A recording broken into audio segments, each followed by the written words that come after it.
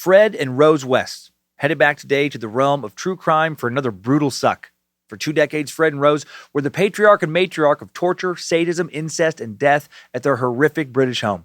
Their house at 25 Cromwell Street in Gloucester was just minutes from a busy shopping center.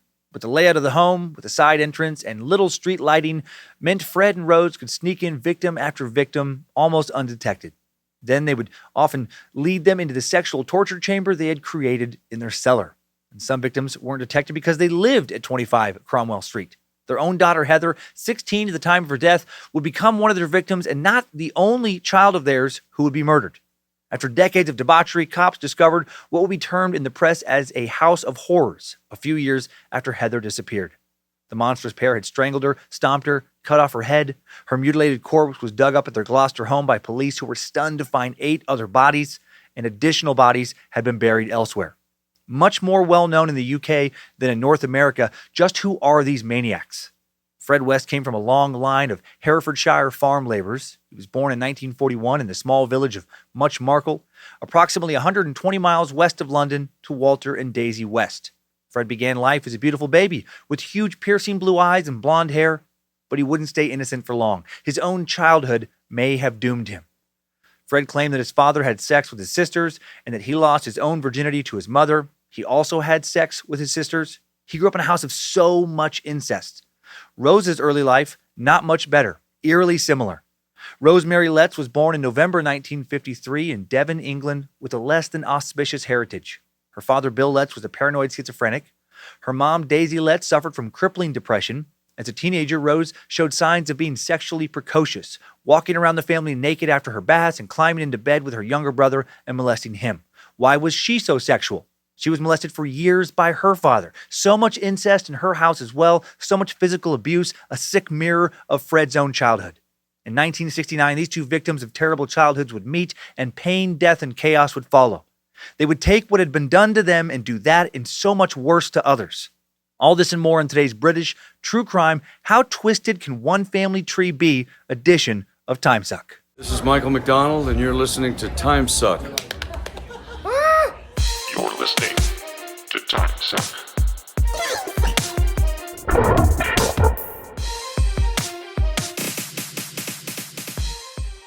Happy Monday, Meat Sacks. It's a good day. You're alive, listening to this episode. Woohoo! That first part, probably quite a bit better than the second. I'm Dan Cummins, the Suckmaster, possibly a Cthulhu cultist, definite cult of the curious cultist, and you are listening to Timesuck. Symphony of Insanity stand-up dates coming up soon, kicking things off in August. Excited to get back on the road a little bit. Spokane, Cleveland, Houston, Dallas, San Antonio, Portland, Philadelphia, Kansas City, Denver, San Francisco, Columbus, Tampa. So many stops coming up this fall. Excited to hear reactions to material in real time again. And maybe a little afraid of that. But mostly excited. Some dates already sold out. Some shows added markets, not adding shows in others. So get some tickets soon if you want to have me come through town. It'll probably be a longer rotation now because I'm not doing as many dates each year because of all these podcasts that I love doing now. So it will not be for markets, I won't be back in 12 months. It'll probably be more like, 2 years. Also, excited for the animated clips Thomas Royal has been doing for Timesuck, Scared to Death, Is We Dumb?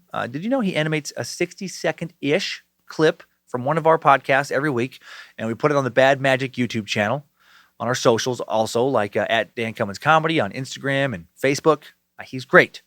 The cartoons kill me. He brings a lot of insanity to life, and if you want Thomas to do cartoons for you, you can hit him up.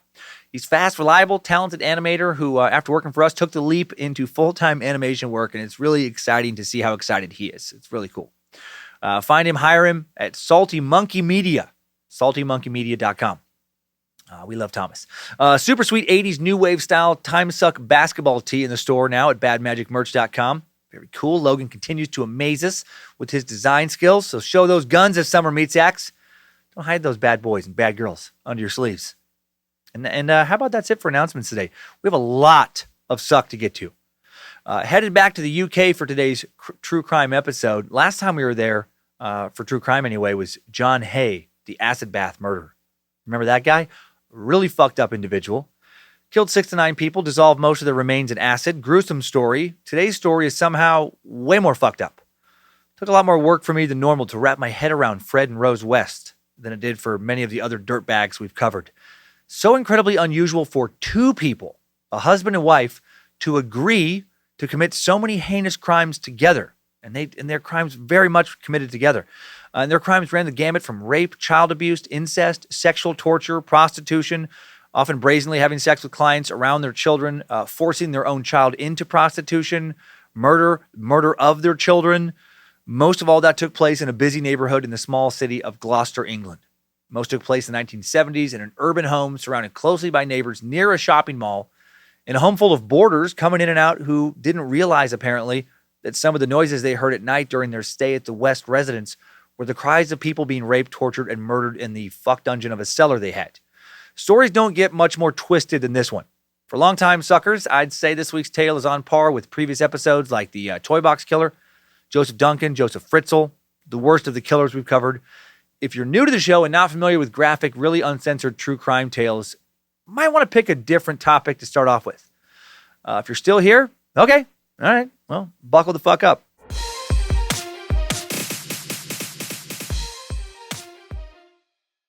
Pretty straightforward tale today as far as narrative structure goes.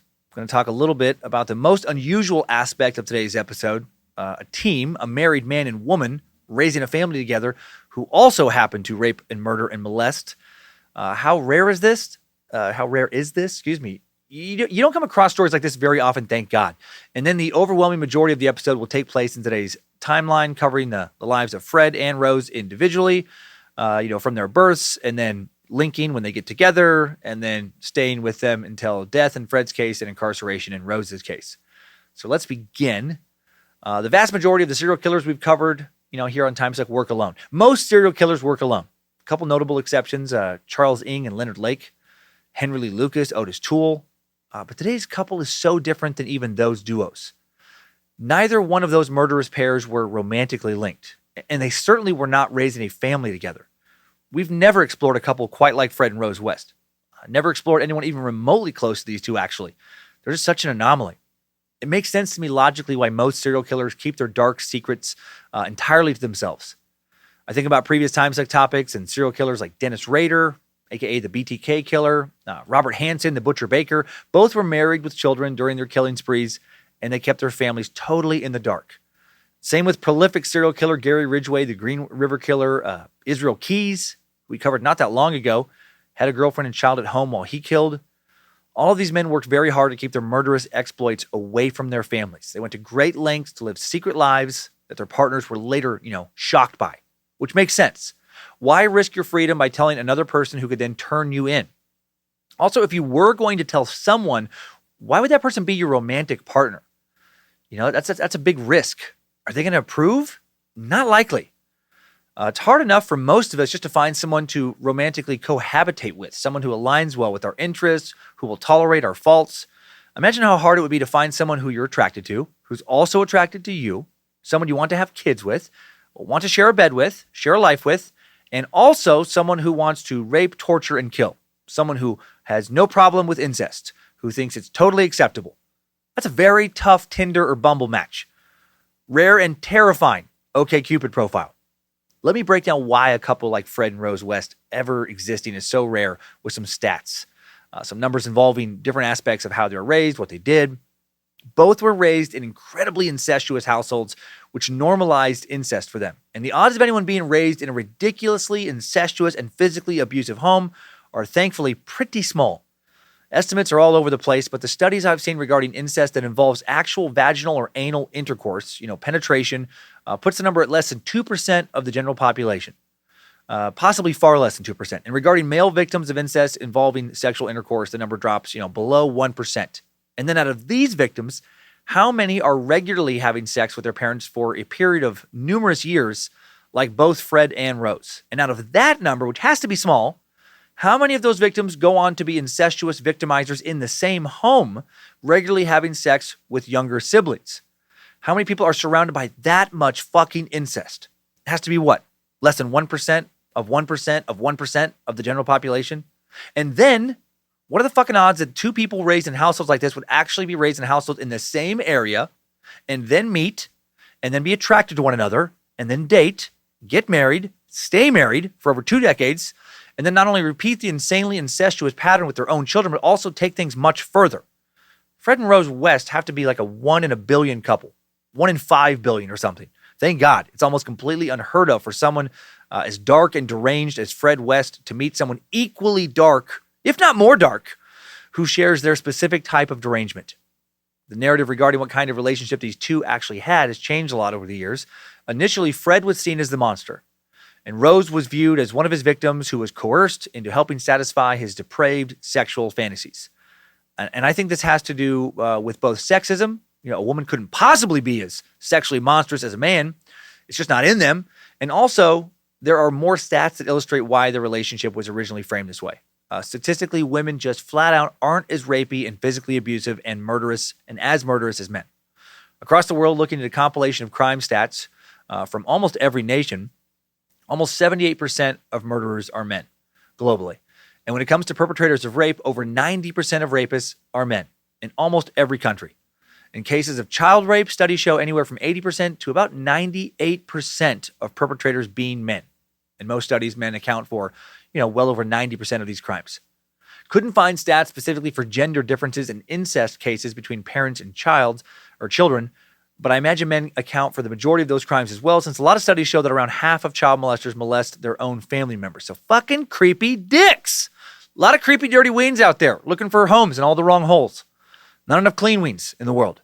A lot of twisted testosterone seeking the wrong release. So because of all these stats, a lot of people, including investigators, had a real hard time viewing Rose as being as equally monstrous as Fred. But she certainly was. Many victims who escaped with their lives would later portray her as being the more sexually aggressive and abusive of the two. The instigator, the leader. Zero Hail Lucifina's there. Lucifina's all for female sexuality, but not like this. Rose West on her own is a really rare kind of criminal. Super rare for a woman to do what she did. And the odds of such a rare true crime specimen having a male counterpart as a romantic partner, it's fucking crazy. So what kind of personality profiles usually link up for these super rare, heinous crime sprees? There's actually no consistent personality pairing, not really. Criminologists do say that there will generally be one dominant and one driving personality type as contrasted with a submissive and compliant personality type. The dominant person will be the one making the plans, mostly calling the shots, while the submissive partner will look to please the dominant person by complying to their wishes. For Fred and Rose West, though, this still doesn't really fit. Their power dynamic, after staying on this episode really for 2 weeks, I kind of worked on this one, would be split pretty evenly. If anything, based on how they both reacted after their arrests, I would say Rose was the alpha in this relationship, even if her alpha edge was slight. And her children would also feel this way, that Rose was the dominant. Fred would do most of the dirty work involving burying the corpses, but it was Rose who physically abused the children the most often, the most viciously. She seemed to instigate the sexual abuse of most of the victims who got away. And again, according to the family, according to one family member, she lost her temper more often and controlled the family's finances. Again, such an unusual couple. I think part of the reason they got away with what they did for so long was because they just didn't fit any typical criminal profile. Also, they just didn't present as people you would think of as serial killers, which I know you can apply to almost all serial killers, but they really didn't look like anyone you would think you would have to worry about, at least not to me, and to a lot of the people who've written about them. They just look so damn average. If they would have been my neighbors, if I just said hello to them a few times, seen them in passing, I wouldn't have thought twice about them. I don't think any alarm bells would have gone off. Fred was not traditionally handsome, especially as he aged out of his 20s, but he wasn't unattractive either. Just kind of average, described as slight and small by some investigators, thin, crooked teeth. His only conventionally attractive feature was his bright blue eyes. He was slightly overweight by his 30s, walked with a limp, but was also fit and strong. Kind of a classic dad bod, really. He wore the same navy blue jacket almost every day, typically wore a sweater, blue jeans beneath it. British dad fashion back when he was doing what he did. Rose, medium height, again, average height, thin, pretty attractive, but, not too far to the average range. When she was young, got thicker as she got older, like a lot of us do. She rocked a mom bod. She wore mom jeans for most of their evil murder spree, or a good portion of it. Her glossy black hair was cut short, but fell over her eyes in the front, past her large glasses with colored plastic frames. She typically wore gold hoop earrings while she was at home with dressing gown, slippers, long white nylon socks.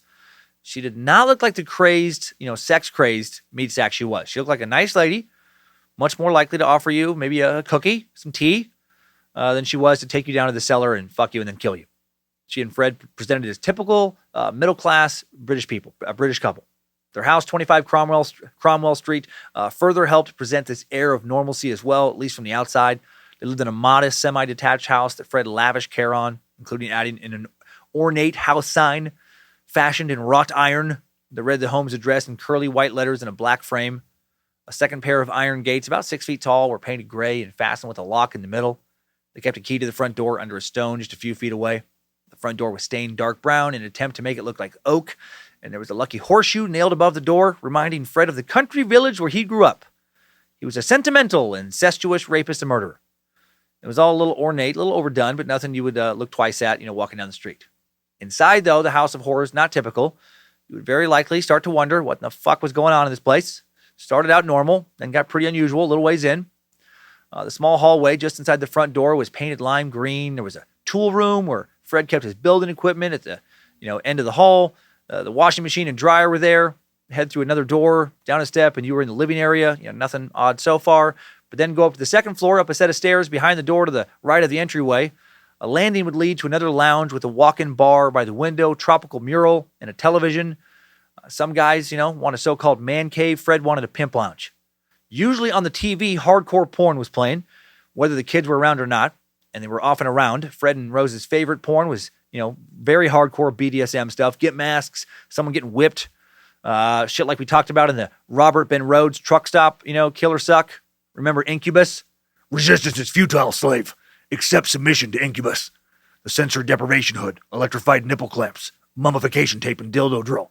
They are only the beginning of your torment.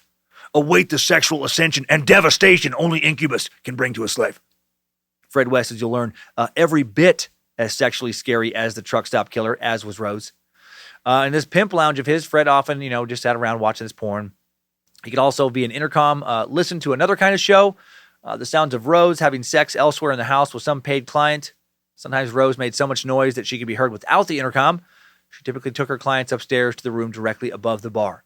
25 Cromwell was an odd place inside that had been shoddily expanded over the years by Fred himself. It was kind of a shitty carpenter. It was full of odd corners, support beams in the middle of rooms. It was also a house full of children. One of the most fucked up aspects of today's tale. John's coming in and out to loudly fuck Rose. Fred watching porn on the couch. Maybe someone literally tied up in the fuck dungeon cellar. And then there's just kids running around hoping they don't get beat or fucked that day. Children ranged in age from toddlers to teenagers filled the house for most of the time Fred and Rose were killing and raping inside its walls. Some of the kids were Fred and Rose's. Some of the kids were children fathered by Rose's clients.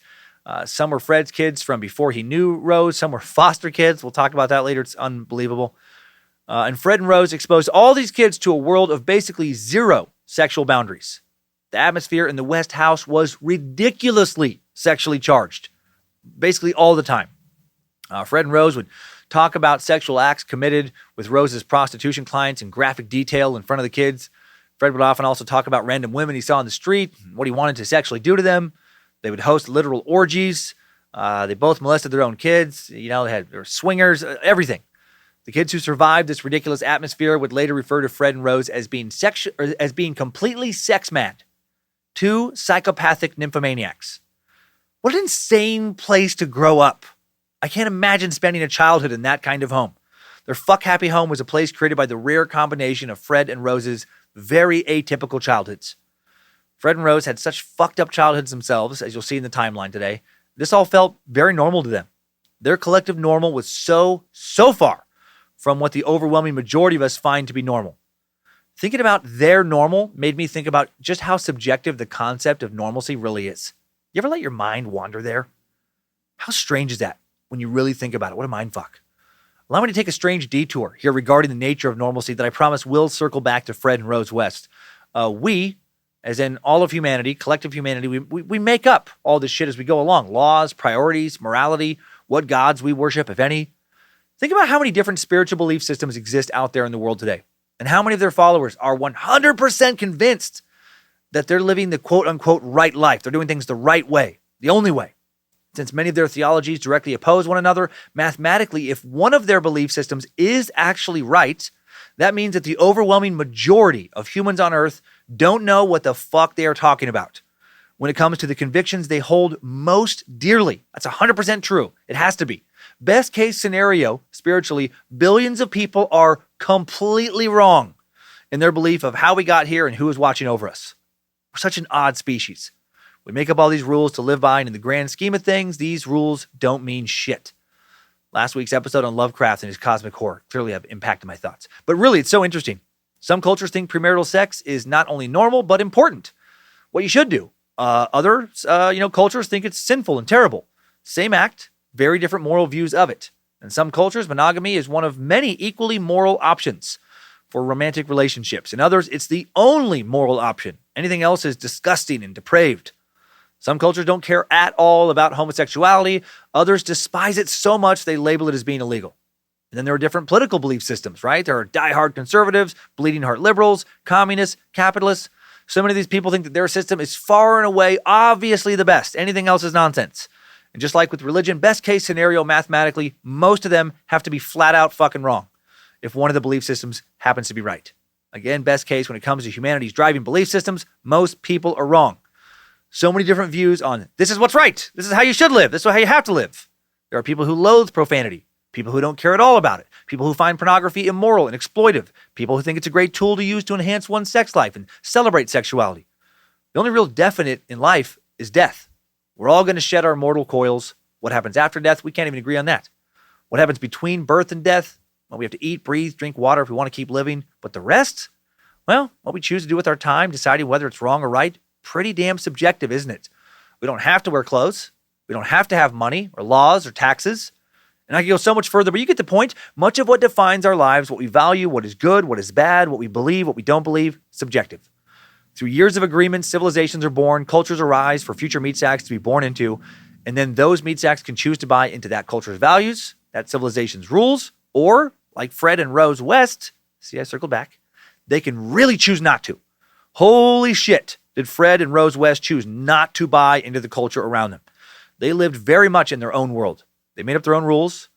When it came to a lot of what they did, I don't think they really thought of it as evil. They were just living by a very different code than the rest of us. They built a world for themselves, a world that was a continuation of the unusual childhood worlds they had, a world most of us, find to be super fucked up. In the world they created for their family, literally fucking just about anyone, everyone, was totally normal. Incest, rape, physical abuse, part of daily life. Murder, also acceptable in their reality. Some days you watch the telly, other days you kill a sex slave. That's just life in the West home. Some days you have an orgy the kids can hear, other days you literally fuck the kids. Another day in the West home. And the incest and murder, no more moral or immoral than watching the telly. At least not to Fred and Rose. Thank God the overwhelming majority of us do not subscribe to their reality. Oh my God, a true hell on earth if we did. All right, let's really dig into the details now of Fred and Rose's sexually charged hell by beginning with the days they were born, familiarizing ourselves with the key details of their childhoods, and learn a little bit about their parents who influenced them and, helped them become the monsters they were. And we'll cover the crimes that define their adulthoods in today's Timesuck timeline. Strap on those boots, soldier. We're marching down a Timesuck timeline. On September 29th, 1941, Fred West is born in the very old and very small English village of Muchmarcle in the county of Herefordshire. About 650 people live there now. The town has been there and been a small town for over 1,000 years. Old town. Sits about 120 miles west of London. The most interesting thing that's ever happened in Muchmarcle was a massive landslide during the reign of Elizabeth I that occurred back in 1575. About 3 miles northwest of the village, on the eastern face of Markle Ridge, a massive landslip estimated at 2 million cubic feet took place over 3 days, starting on February 17th, 1575, named the Wonder. It was so large that full-grown trees were carried down the slope, moving from one farm to another. The landslide destroyed portions of 2 roads and a chapel, left a wall of earth and stone 15 feet high, and people would travel from all over central England to marvel at the wonder.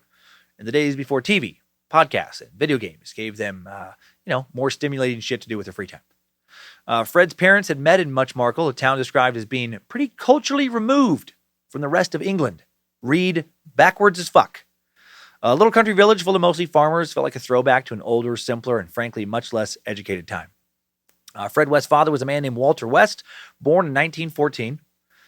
He'd been raised near the town of Ross-on-Wye, a town of about 10,000, a whole 8 miles from Muchmarkel. Back then, might be Ross-on-Wye. That distance felt a lot more substantial than it does now. Walter's father had been an army sergeant who was decorated for his service in World War I. Walter would never receive any equivalent honors, or really honors, any honors at all. He wasn't what you'd call a real accomplished man, and he certainly was not an honorable man. He never learned to read or write, not uncommon for the area. He left school at the age of 11 to work on the family farm as his grandfather's wagon boy, also not an uncommon thing to do in that area at that time. Walter married for the first time in 1937 when he was 23 to a woman named Gertrude Maddox, herself 45 years old. They moved away after their marriage and set up in a town called Preston, 160 miles away, and Walter went to work at a place called the Thomas Farm. Gertrude was not able to have children, so the couple fostered a 1-year-old boy named Bruce from an orphanage. But then just 2 years into their marriage, Gertrude got stung by a bee and it didn't feel good, so Walter took their kid back to the orphanage and left town. Glossed over an important detail there. Gertrude got stung by a bee and died. Probably should have included that last part. And then Walter, not being able to work and raise a small child, he gave their son Bruce back to the orphanage, and Bruce lucked the fuck out in this deal because Walter is a real piece of work. 2.5 months later, Walter returns home, attends the 1939 Muchmarkel Fair, which I'm sure was super exciting. And it's something called a needlework stall, undoubtedly the highlight of this very awesome fair. He met the creepy woman who would become Fred West's mother, 16-year-old Daisy Hill. Daisy lived with her parents in a cottage on a sloping track known as Cow Lane. Very creative choice there. Because their house was built on a slope and their last name was Hill, they were known as Hillbillies. They were also known as Hillbillies because they were dirty, backwoods, and fucking creepy, probably incestuous. Daisy described in sources as not being conventionally attractive. I love it. That's like the most PC way of just saying somebody was, ugly. Not conventionally attractive. She was thrilled that Walter West, not a real looker himself, was interested in her. Before long, on January 27th, 1940, the two were married at St. Bartholomew's Church, a very cool building built in the 13th century. You can still visit. These two will later be buried in the cemetery next to the church. You can see their tombstones if you're a serious true crime junkie out in that part of the UK. Daisy wore a white dress with a veil, carried tulips, and a lucky horseshoe. That's you got a real country wedding when you're carrying a horseshoe down the aisle. The newly married couple set up their home just off the A449 main road. Daisy got pregnant almost immediately, but the daughter was born prematurely and died in the cradle a few days later. Walter and Daisy then moved into a red brick cottage just outside of town in a neighborhood called Seyssels Corner. Their home was called the Bickerton Cottage, and it didn't have electricity, gas, or running water, which was typical for the area. And that's how you know your village is small and old. When a lot of the houses have nicknames, right? Instead of giving someone an address to find, you say stuff like, they're staying at the old Bickerton Cottage. It's just down the road there, past the Nichols place, right before Gotsinger's barn. People still do stuff like that all the time where I grew up. I do stuff like that, referring to places where I grew up. The West kept chicken and pigs in an outhouse behind the cottage where they emptied the bucket that served as a toilet.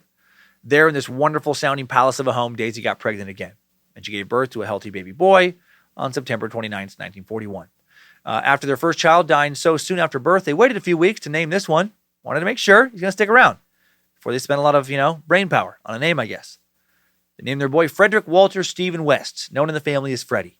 And Daisy was obsessed with Freddie right from the start. She took her little baby boy to bed with her every night, cuddling him to the exclusion of her husband. She loved his, strawberry blonde curly hair, his astonishingly blue eyes, and she was too infatuated with Freddie. It was creepy. Her relationship with Freddie will turn out to be anything but natural. Daisy will give birth to 6 more children over the next 10 years.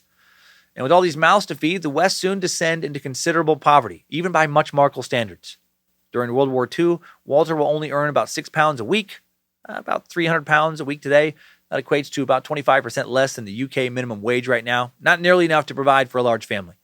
The West literally had to live off the land, eating apples that fell from their trees and eggs, that their chickens produced.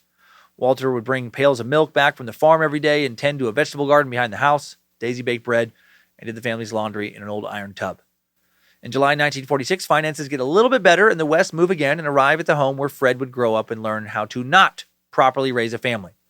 They now live in a large semi-detached building with 2 chimney stacks called Moor Court Cottage, another named home. I love it. Walter found work tending to the milking herd at Moorcourt Farm.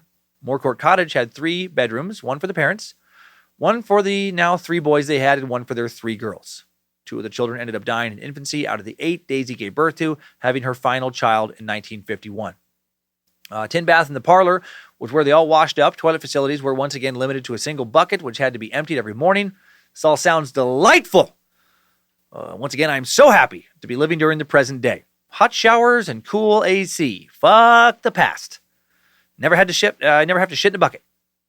The West home quickly became filthy. Rats were constantly appearing. Daisy was always blasting them with Walter's shotgun. Fred started going to the local primary school shortly after moving to Moorcourt Cottage. The West kids would walk 2 miles there and back every day. Young Fred got in a lot of trouble at school. School didn't really suit him. He described in basically every source as being, well, a little dim, a little fucking stupid. As a kid, he was also described as dirty and always in trouble. He was a real champion of a boy. He was a little hellraiser who regularly got slapped by teachers with a slipper, and by the age of 8 started getting caned by teachers as well. He did not get in trouble at home for his acting out in school. Mama West actually went to school and berated his teachers for whooping baby boy numerous times. Fred's mom was still obsessed with him. And at some point in his childhood, her obsession became sexual. By the early 1950s, no exact date was given by Fred for when it began. A lot of incest was going down in the West household. Fred's mother began molesting him somewhere around the time he began going through puberty. And possibly, I'll say extremely likely, probably his brothers as well. Fred will later state he lost his virginity to his mother, and he didn't seem to think that was a bad thing. If he felt any shame around this or any anger towards his mother, he never spoke about it or showed it. It felt normal to him. And in his childhood home, incest had been normalized. Fred's father, Walter, was molesting his 3 sisters. The sexual abuse was not done secretly. It was done openly. It was presented as, this is just what families do. Fred would speak of his father's sexual appetites, basically saying that his creepy, horny self was a case of the apple not falling far from the fucked up tree. He claimed that his father raped all of his sisters, didn't hide it, claimed that, what he did was natural, thought he had a right to do it as their father. A little twist on the old, I brought you into this world and I'll take you out of it. Walter's mindset was more, I brought you into this world and I'll fuck you whenever I want. How extra weird to have your dad not only molest you, but then according to one doc I watched, just casually talk about it around the rest of the family like it's totally normal. Some of us have parents who talk to us about making sure we do our homework, making sure we clean our plate at the dinner table, maybe ask us about our day. Others talk about fucking us. How odd to not try and hide it.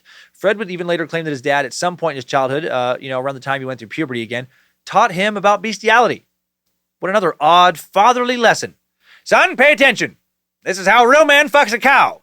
Don't grab the tail like a sissy. I ain't raising no tail grabber. Grab it like you mean it. Grab the front of the hind legs like so and thrust like this, see? Watch me. My father taught me how to fuck a cow, now I'm teaching you. It's the West way. I don't know if they fucked cows. I just know the 2 of them would later work together on a farm with cows. There's a lot of cows around. And looking at everything else in this story, I'm going to assume that they were probably cow fuckers. Clearly, not a big social worker presence in this part of England at this time. Fred's doing whatever the hell he wants. No one's reporting or investigating anything. The West kids are really having their minds warped. They're being molested, taught to think that's how families behave. It would later come out, not surprising in this kind of home, that Fred and at least one of his brothers, John, 13 months his junior, were having sex with their sisters. And at least one account, it was presented that Fred was raping his little sisters. So this is how he grows up. This is the way the rules of the world are presented to him, that families fuck each other. At the age of 15, he leaves school without taking any exams. He could barely count, couldn't read or write beyond the level of a 7-year-old. He hated school.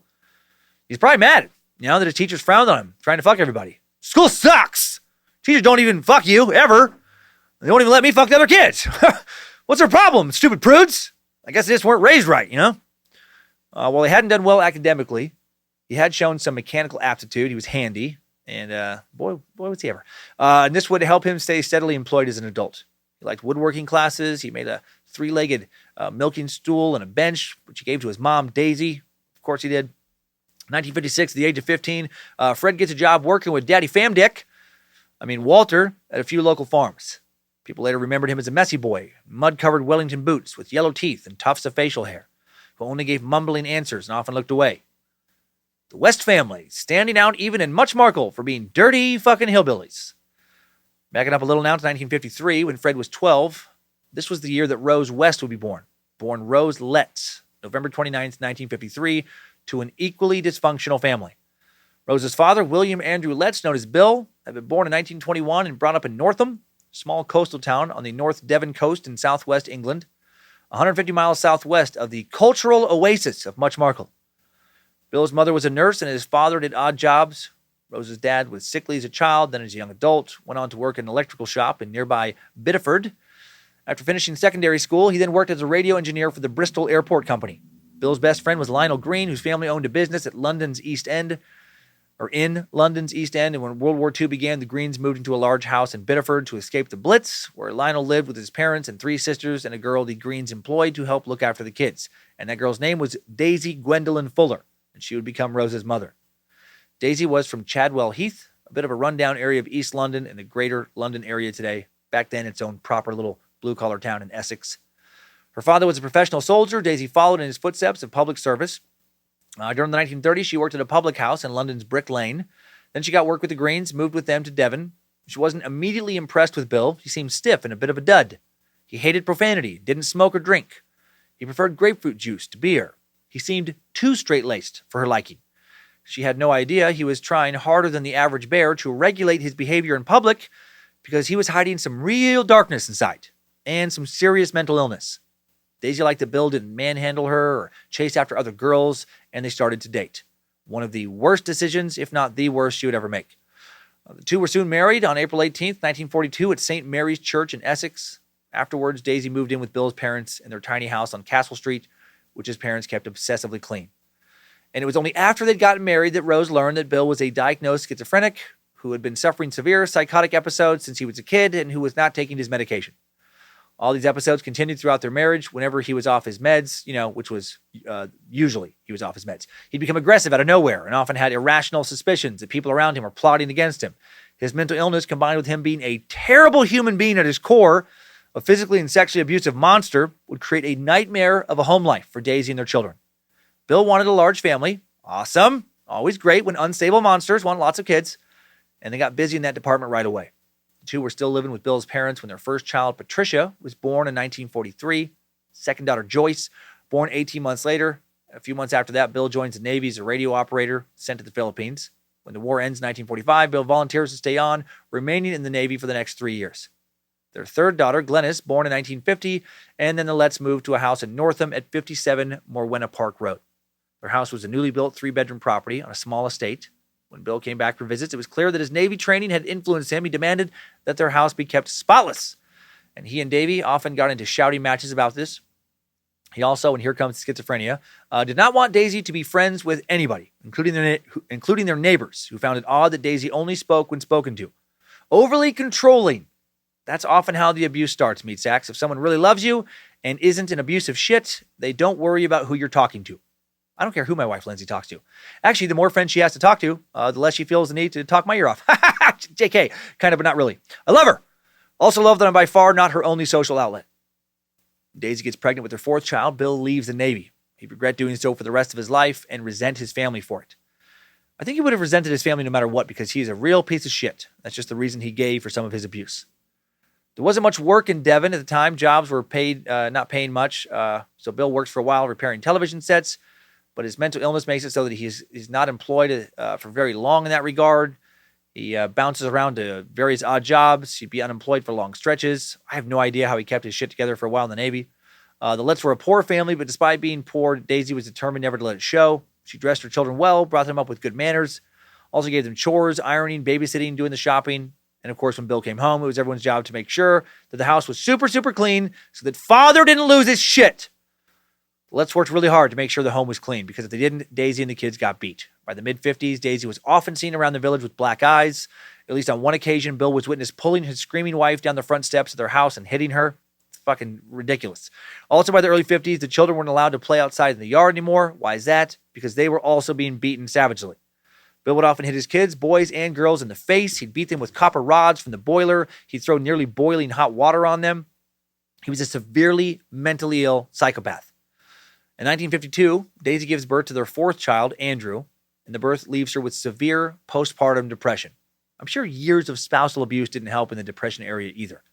In 1953, Daisy has a full-on nervous breakdown. She becomes an outpatient at the psychiatric unit of the hospital in Bideford. A doctor there suggests that she might benefit from electroconvulsive therapy, or ECT, so Daisy tries it. She's strapped down. Doctors attach electrodes to her scalp, give her a piece of rubber to bite down on before switching on the juice. And then a powerful electric current blitzes through her brain. Electroshock therapy, controversial when Daisy got it, as it is now, probably more so back then, was not nearly as refined as it is now.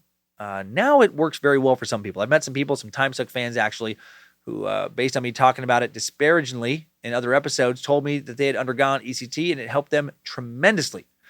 Not sure it helped Daisy very much, though. In the early 50s, ECT was still often administered in what was called an unmodified form, without muscle relaxants. And the seizures it created would often lead to massive convulsions that would crack vertebrae and break bones. Oh my heck, that does not sound pleasant. Also, there was a risk of memory loss, or still is, feelings of extreme confusion. Basically, it could scramble your fucking noodle pretty good. And it seems like it scrambled Daisy's noodle quite a bit. When Daisy Lettuce received it, very little was known about any of the adverse effects. She received 6 sessions of ECT, during which she became pregnant for her 5th time. In the fall of 1953, on November 29th, not long after her last session, she would have the couple's 5th child, Rosemary Pauline Lettuce. And a lot of people have speculated that Rose's noodle got scrambled by the ECT sessions while she was in the womb. Rose did not get a good start in life. She was born into the home of 2 seriously mentally ill people. Her father, a violent and perverted schizophrenic. Her mother, suffering from crippling depression, who was now also dealing with the side effects of ECT, brain fog, memory loss, confusion. Soon after they brought her home, it was clear that Rose was different than other children. She rocked violently in her pram, a kind of carriage stroller combo deal. So violently it would move across the room if the brake wasn't on. As she got older, Rose, rocked her head for hours on end. And then as she got older still, her family came to think of her as a bit slow, is how it's written. Their term for states of almost semi-consciousness that Rose would work herself into by all this rocking. Her siblings ended up nicknaming her Dozy Rosie.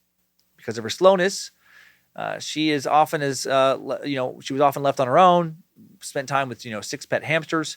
Poor Dozy Rosie did poorly in school. She couldn't even spell the simplest of words. At home, Rosie's siblings knew that if they didn't do her chores for her, she wasn't good at those either. They were all in for a beating. Her father, Bill, seemed to favor her. She was the only child of his who would escape physical punishment. He would abuse her in other ways. More on that when it shows up in the timeline. Daisy would have 2 more children despite her struggles, a son, Graham, born in 1957, and another son, Gordon, born in 1960. Let's now jump back over to Fred West's childhood. John West leaves school in 1957 to join his older brother, Fred, and work with their father on the farm. That year, with John at 14, turning 15, and Fred now 15, turning 16, they start to go to the nearby town of Ledbury on the weekends. It was the closest big city, a whopping 10,000 people. Reminds me of going to McCall, Idaho on a few different weekends when I was a kid. Driving an hour to cruise around in the big city of 3,500 people. Like McCall, Ledbury had a cinema. Unlike McCall, it also had a chip shop, a milk bar, and a youth club. A milk bar! Never heard of a milk bar before. Doing a little poking around. Sounds like they were very popular in the UK and Australia around this time. A few in the States. Kind of like a malt shop. Like a pub, but milkshakes instead of beer. A teen hangout spot. Some milk bars also had sandwiches, convenience store stuff too. Go get a milkshake, pack of smokes, loaf of bread, all the important stuff. In Ledbury, these 2 pieces of shit, or at the very least, these 2 future pieces of shit, Fred and John, spent evenings talking to other teens from surrounding communities, smoking at the market house, lounging in the cheap seats at the movie theater, where Fred liked to catch John Wayne movies. Coming across that info for the first time, I had a weird thought about how evil people do the same shit as the rest of us. I mean, of course they do. It just suddenly struck me as odd. Like odd how you could be watching your favorite movie, and that favorite movie could also be some horrific serial killer's favorite movie. You could be enjoying it after eating dinner, following a normal day at the office. They could be enjoying it while tying someone up in the cellar and while that person's pleading for their life. Or maybe after that. It'd probably be hard to multitask in that situation. Some part of me is always surprised to remember that most of the time, even the worst serial killers are not doing evil things. They're doing the same amoral, mundane, average shit the rest of us do. Right? They might kill 20 people, but also, one of the days they kill someone, be super irritated that their favorite TV show just got canceled. Or very frustrated with a sliver they got fixing their deck or something. I don't know. Maybe it's just a weird thought to me. Moving on. Fred started caring about his appearance around this time. He started to shave, comb his hair, put on clean clothes. And then to the surprise of some who met him later, he actually was considered one of the best-looking boys at that youth club. He was a looker. The girls were interested, but not really. They thought they were at first. He was interested in them. For the most part, they did not care for his personality. Most girls found him crude and a bit skeevy because he was crude and skeevy. He creeped a lot of them out because he was very creepy. Also, not real bright. He was poor and rough around the edges, and a lot of kids, despite his looks, thought of him as a country bumpkin. But then in late 1958, Fred got cool. He got a lot more desirable. Around his 17th birthday, he got a 125cc James motorcycle with a mauve-painted tank. Fuck yeah, bro. Nice! He got a couple tattoos on his shoulders. He got a naked drawing of his mom on one shoulder and the words, been there. And then on his other shoulder, he got a naked drawing of his favorite sister and the words, done that. Too much? Maybe. Of course, that was nonsense, but he did get a motorcycle. He wouldn't ride it long, though. On November 28th, 1958, Fred's riding his motorcycle just a few hundred feet away from home when he runs into a young local girl named Pat Mans, who'd been on a bicycle traveling in the opposite direction. Fred is rushed to the Hereford Hospital. The girl lives. No word on how bad she was injured. Some locals would later say Fred ran into her on purpose. Considering who he became, I'm gonna buy that. I'm gonna say that probably happened. The accident left Fred critically injured with a massive head wound, and he wouldn't come out of a coma for a full week. He had to have his skull operated on. A steel plate had to be fitted into his head to keep his shattered skull together. His nose was broken. Injuries to his arm would cause him pain for the rest of his life. He would now also permanently walk with a bit of a limp. And the crash had disfigured his face a bit, putting an end to his days of being the handsomest boy in town. His eldest son would claim years later that this accident, according to family lore, really did change him. And maybe it did. I won't go deep into it here because I've discussed studies about the link between head trauma and murder in numerous serial killers episodes before, but many think having the right kind of head injury, specifically to the frontal lobe, definitely tilts certain individuals towards murder or more murder. It makes sense. The frontal lobe, in particular the orbital and ventromedial prefrontal cortices, have a primary role in moral behavior and regulating it, emotionally driving moral decisions, being involved in abnormal moral behavior. The frontal lobe also regulates impulse control and sexual behavior. Injure the wrong part of it, and now you have a very different view of morality and a harder time regulating impulses, including sexual impulses. And since Fred's impulses were not good to begin with, thanks to a very shitty childhood, this could have been what tipped him much further towards the monster he soon became. Weirdly, my dad got into a motorcycle accident, a bad one, when he was around 17. I don't want to ask him about it, for this episode. I was going to, and I was like, no, he'll probably know that I'm going to use details about it for another joke about him maybe being a serial killer. He's on to me now. But it is almost like my dad's the American Fred West, because he really did get into an accident that gave him a severe head injury. He wasn't wearing a helmet, left him in a coma for over a week, not kidding. He looked so bad, apparently, that when the first people showed up to the scene, some farmers who lived nearby, they just covered him up with a sheet, like they thought he was dead. It scrambled his brain so bad, when he finally woke up, he thought he was one of his brothers for a while. And that's probably when he started killing. I mean, if he did that. But, come on. Where are the bodies, Dad? Where are the bodies? That joke still hasn't gotten old to me. Now time for a quick check on Rose. Things gotten difficult in the Letts family in 1960. There was now a rumor going around that Bill Letts, Rose's father, had an unhealthy interest in children, which became even more amplified when Bill decided to start a rock and roll youth club for local teenagers behind the Kingsley Arms Public House, where local teens gathered to listen to early Bill Haley and Elvis Presley music. And the rumor started because Bill did have an unhealthy interest in children, at least in his own. If he hadn't started molesting Rose yet, she's now 7, he would be soon. Several documentaries I watched had criminal experts talking about Rose's dad grooming her in pre-pubescence. He'll begin to rape her frequently before she becomes a teenager, saying horrific shit like, I made you and I'll do what I want with you. Sounds a lot like Walter West.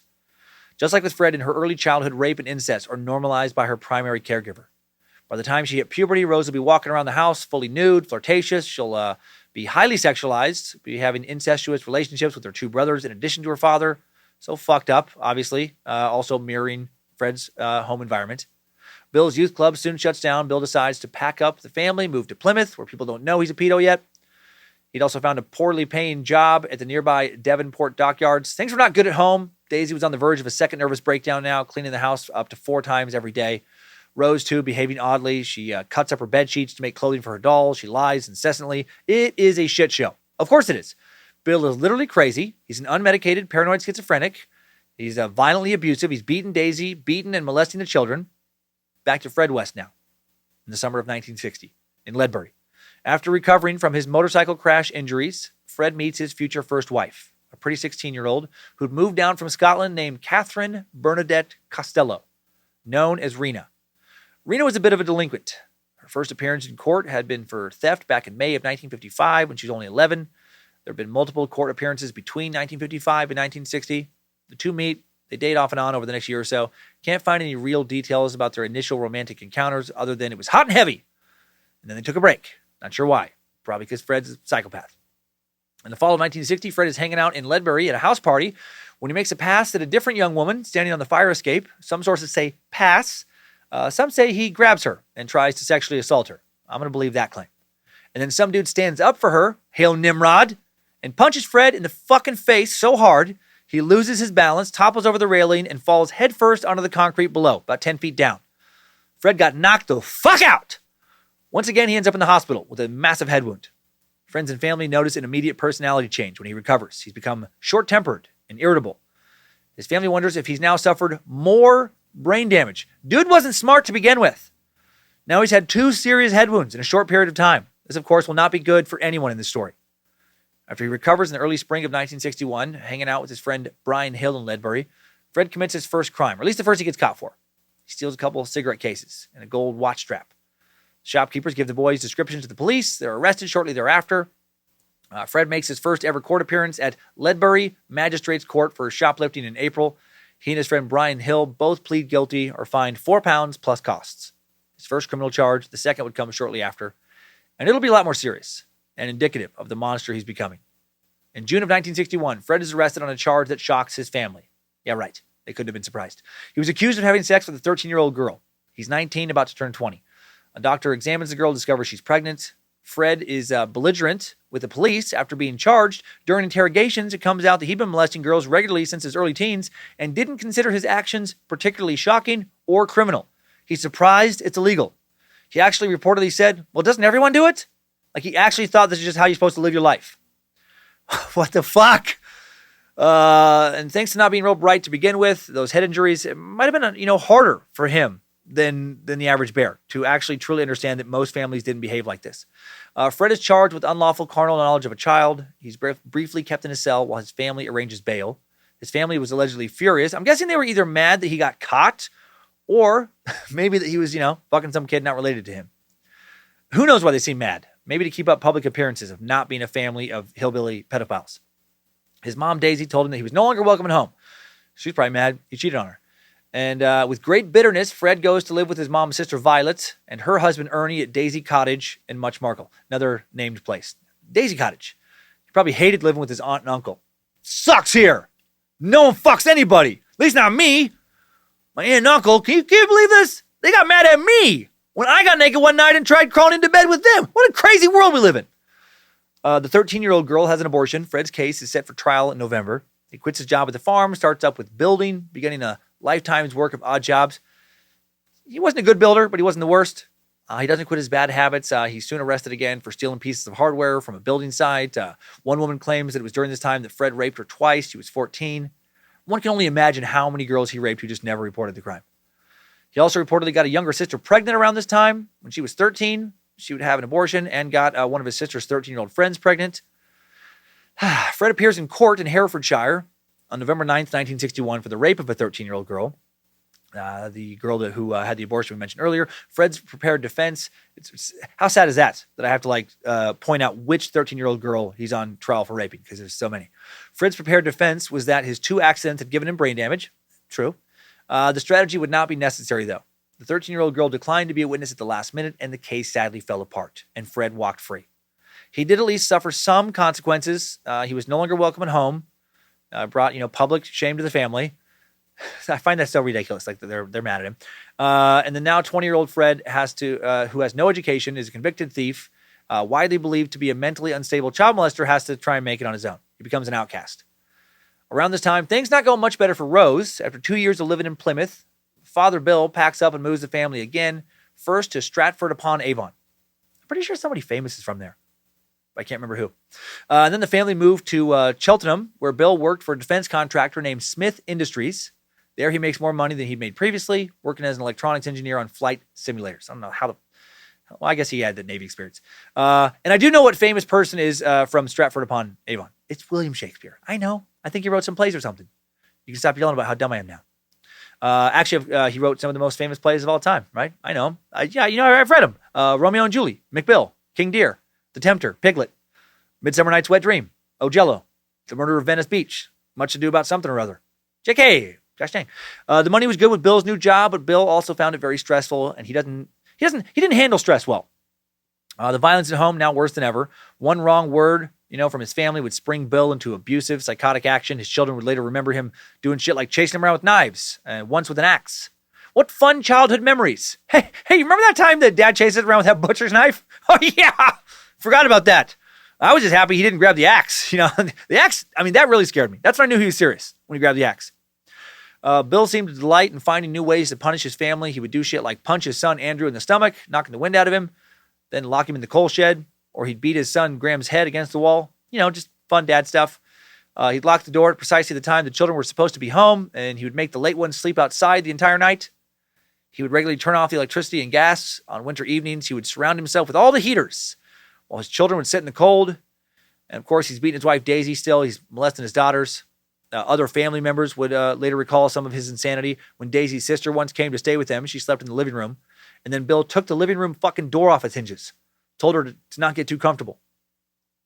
When his own father came to live with him, Bill apparently hit the now elderly man repeatedly. Would just punch his dad, accuse him of owing Bill money that he didn't know. Unmedicated paranoid schizophrenia manifested in a man rotten to the core.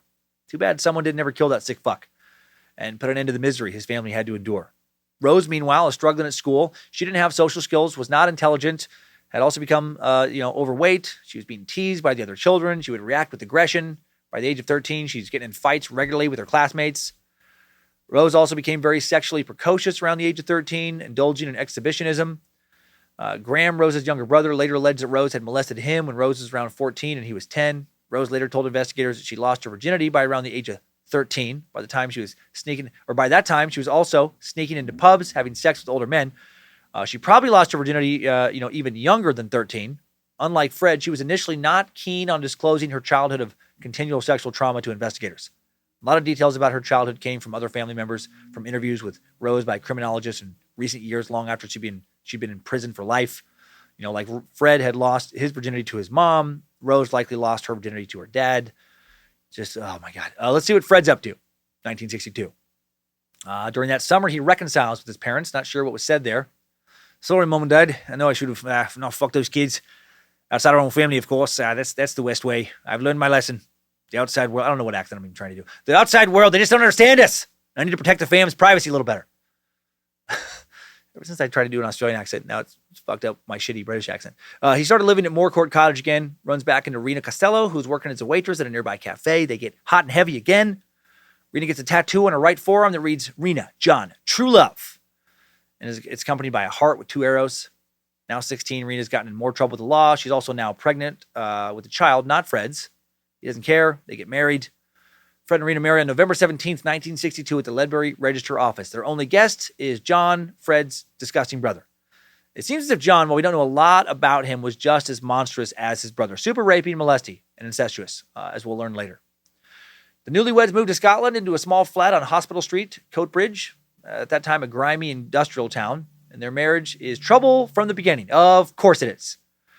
For one thing, Fred's sexual appetite is insatiable, and he demands it whenever he wants, even if Rena is like washing up, peeling potatoes, whatever. It's often quick and brutal. Rena often cries. Fred doesn't care. He apparently takes pleasure in pinching her while he has sex with her. What the fuck? What a weird detail. That was not something she asked for or wanted.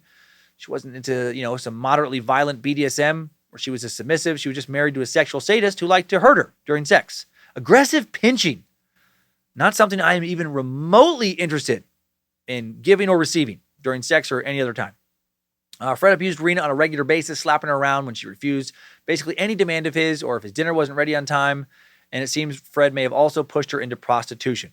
It may have been her idea. She had dabbled in prostitution before. She now goes back into it full-time while pregnant. Some sources say this angered Fred, who simply acted more violent towards her now in response. Others say he was the one who pushed her to do it. Those are the stories I believe. He'll later get off on watching Rose have sex with clients. He likely enjoyed this with Rena as well. On March 22nd, 1963, Rena gives birth to a baby girl, the girl she'd been pregnant with when she and Fred had gotten married. Rena wrote to his mom, Daisy West, Fred's mom, and said that she had miscarried and that they decided to adopt a little girl to take their baby's place. Why would she do this? Well, she lied to Fred's mom in this way because the baby was mixed race and, knew that his mom would be disgusted because, Fred's parents were super racist. The Wests, super incestuous, dumb, and racist. Quality family. Fred and Rena named the girl Charmaine Carol Mary. Fred's family doesn't buy the adoption story. And for a while, Rena lives with Charmaine alone in a flat in the Bridgeton neighborhood of Glasgow. Fred's also upset with her. He's not upset she had another man's baby. He's upset that the baby wasn't white, because these are fucking classy people. The separation doesn't last long, and by Christmas, they have reconciled. And then, this is a detail I did not expect in this crazy story, Fred gets a job driving a Mr. Whippy ice cream van. Mr. Whippy ice cream van still being driven around England. Yes, this sexual psychopath is now a fucking ice cream truck driver. What a nightmare. Hey there, little nippers. What are we having today? Want some soft serve? Or do you like it hard? You like it hard, don't ya? All the little nippers like it hard. That's what me dad taught me. Who wants an ice cream sandwich? Who wants a Fred West sandwich? You'll be the meat, you will. Come on, let's have some fun. It's not a good summer day if you don't get pregnant. I can't fucking believe this guy actually drove an ice cream truck. It gets crazier with the ice cream truck.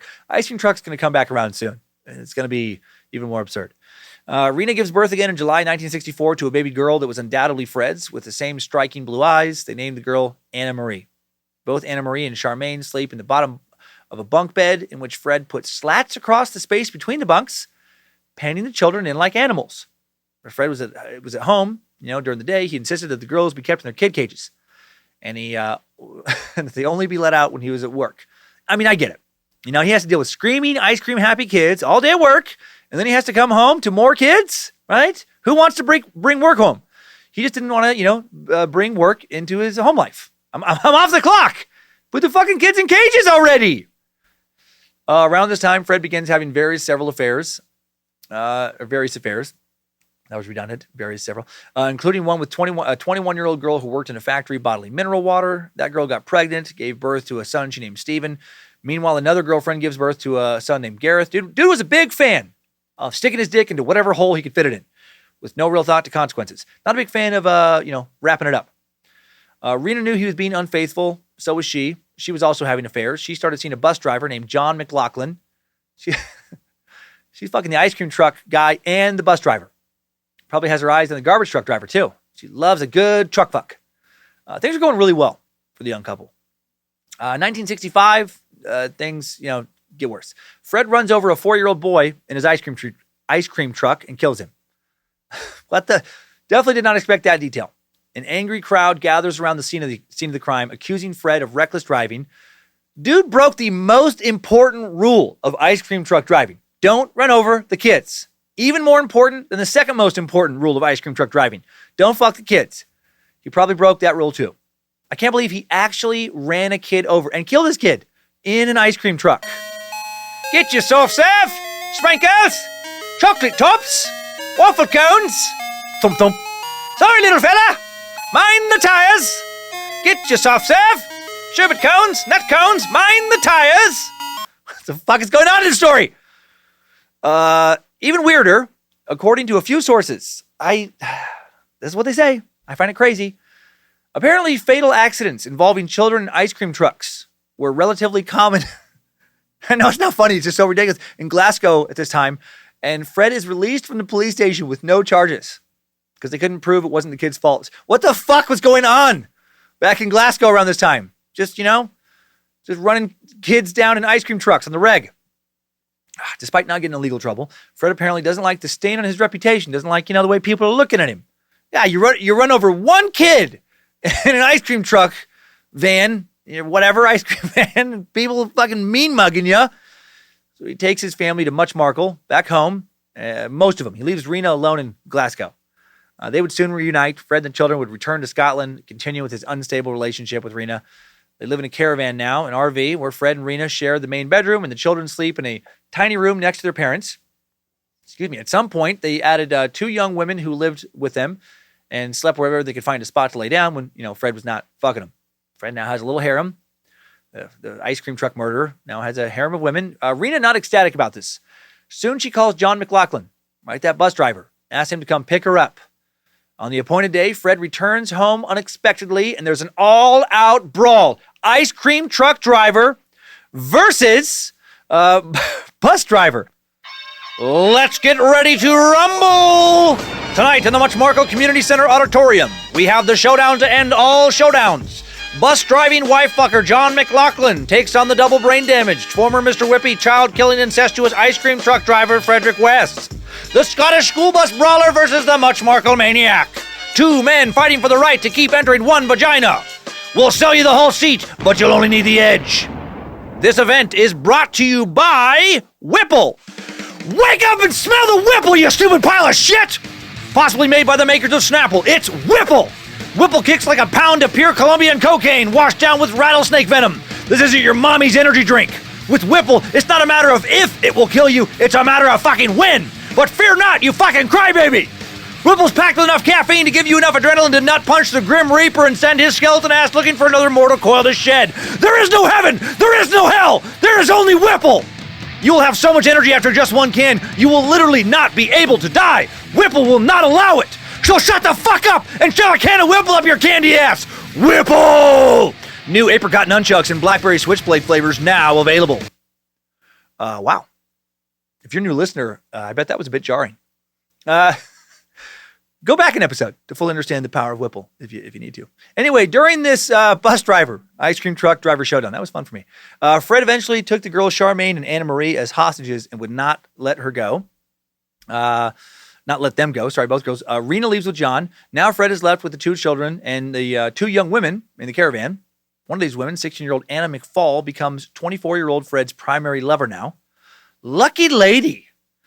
Fred put his two children in foster homes, occasionally reuniting with them before setting them off again because he either didn't understand how traumatic that would be to children or didn't care. Anna McFall continued being his lover, and for the next several years, Rena would come back and forth between John McLaughlin's house and Fred's. In the spring of 1967, Fred gets Anna McFall pregnant. Of course he does. Fred gets everyone pregnant. He's very potent. Anna tries to convince him to divorce Rena and marry her, which Fred does not want to do. Then in the final weeks of her pregnancy, in July of 1967, Anna McFall goes missing and is never found. Not alive anyways. Fred would deny murdering her after being caught for other killings in 1994, but he for sure murdered her. Anna was likely his first murder victim, almost certainly. I'm going to say certainly. He'd later discuss Anna's murder in private prison visits, telling one prison visitor straight up that he stabbed Anna to death.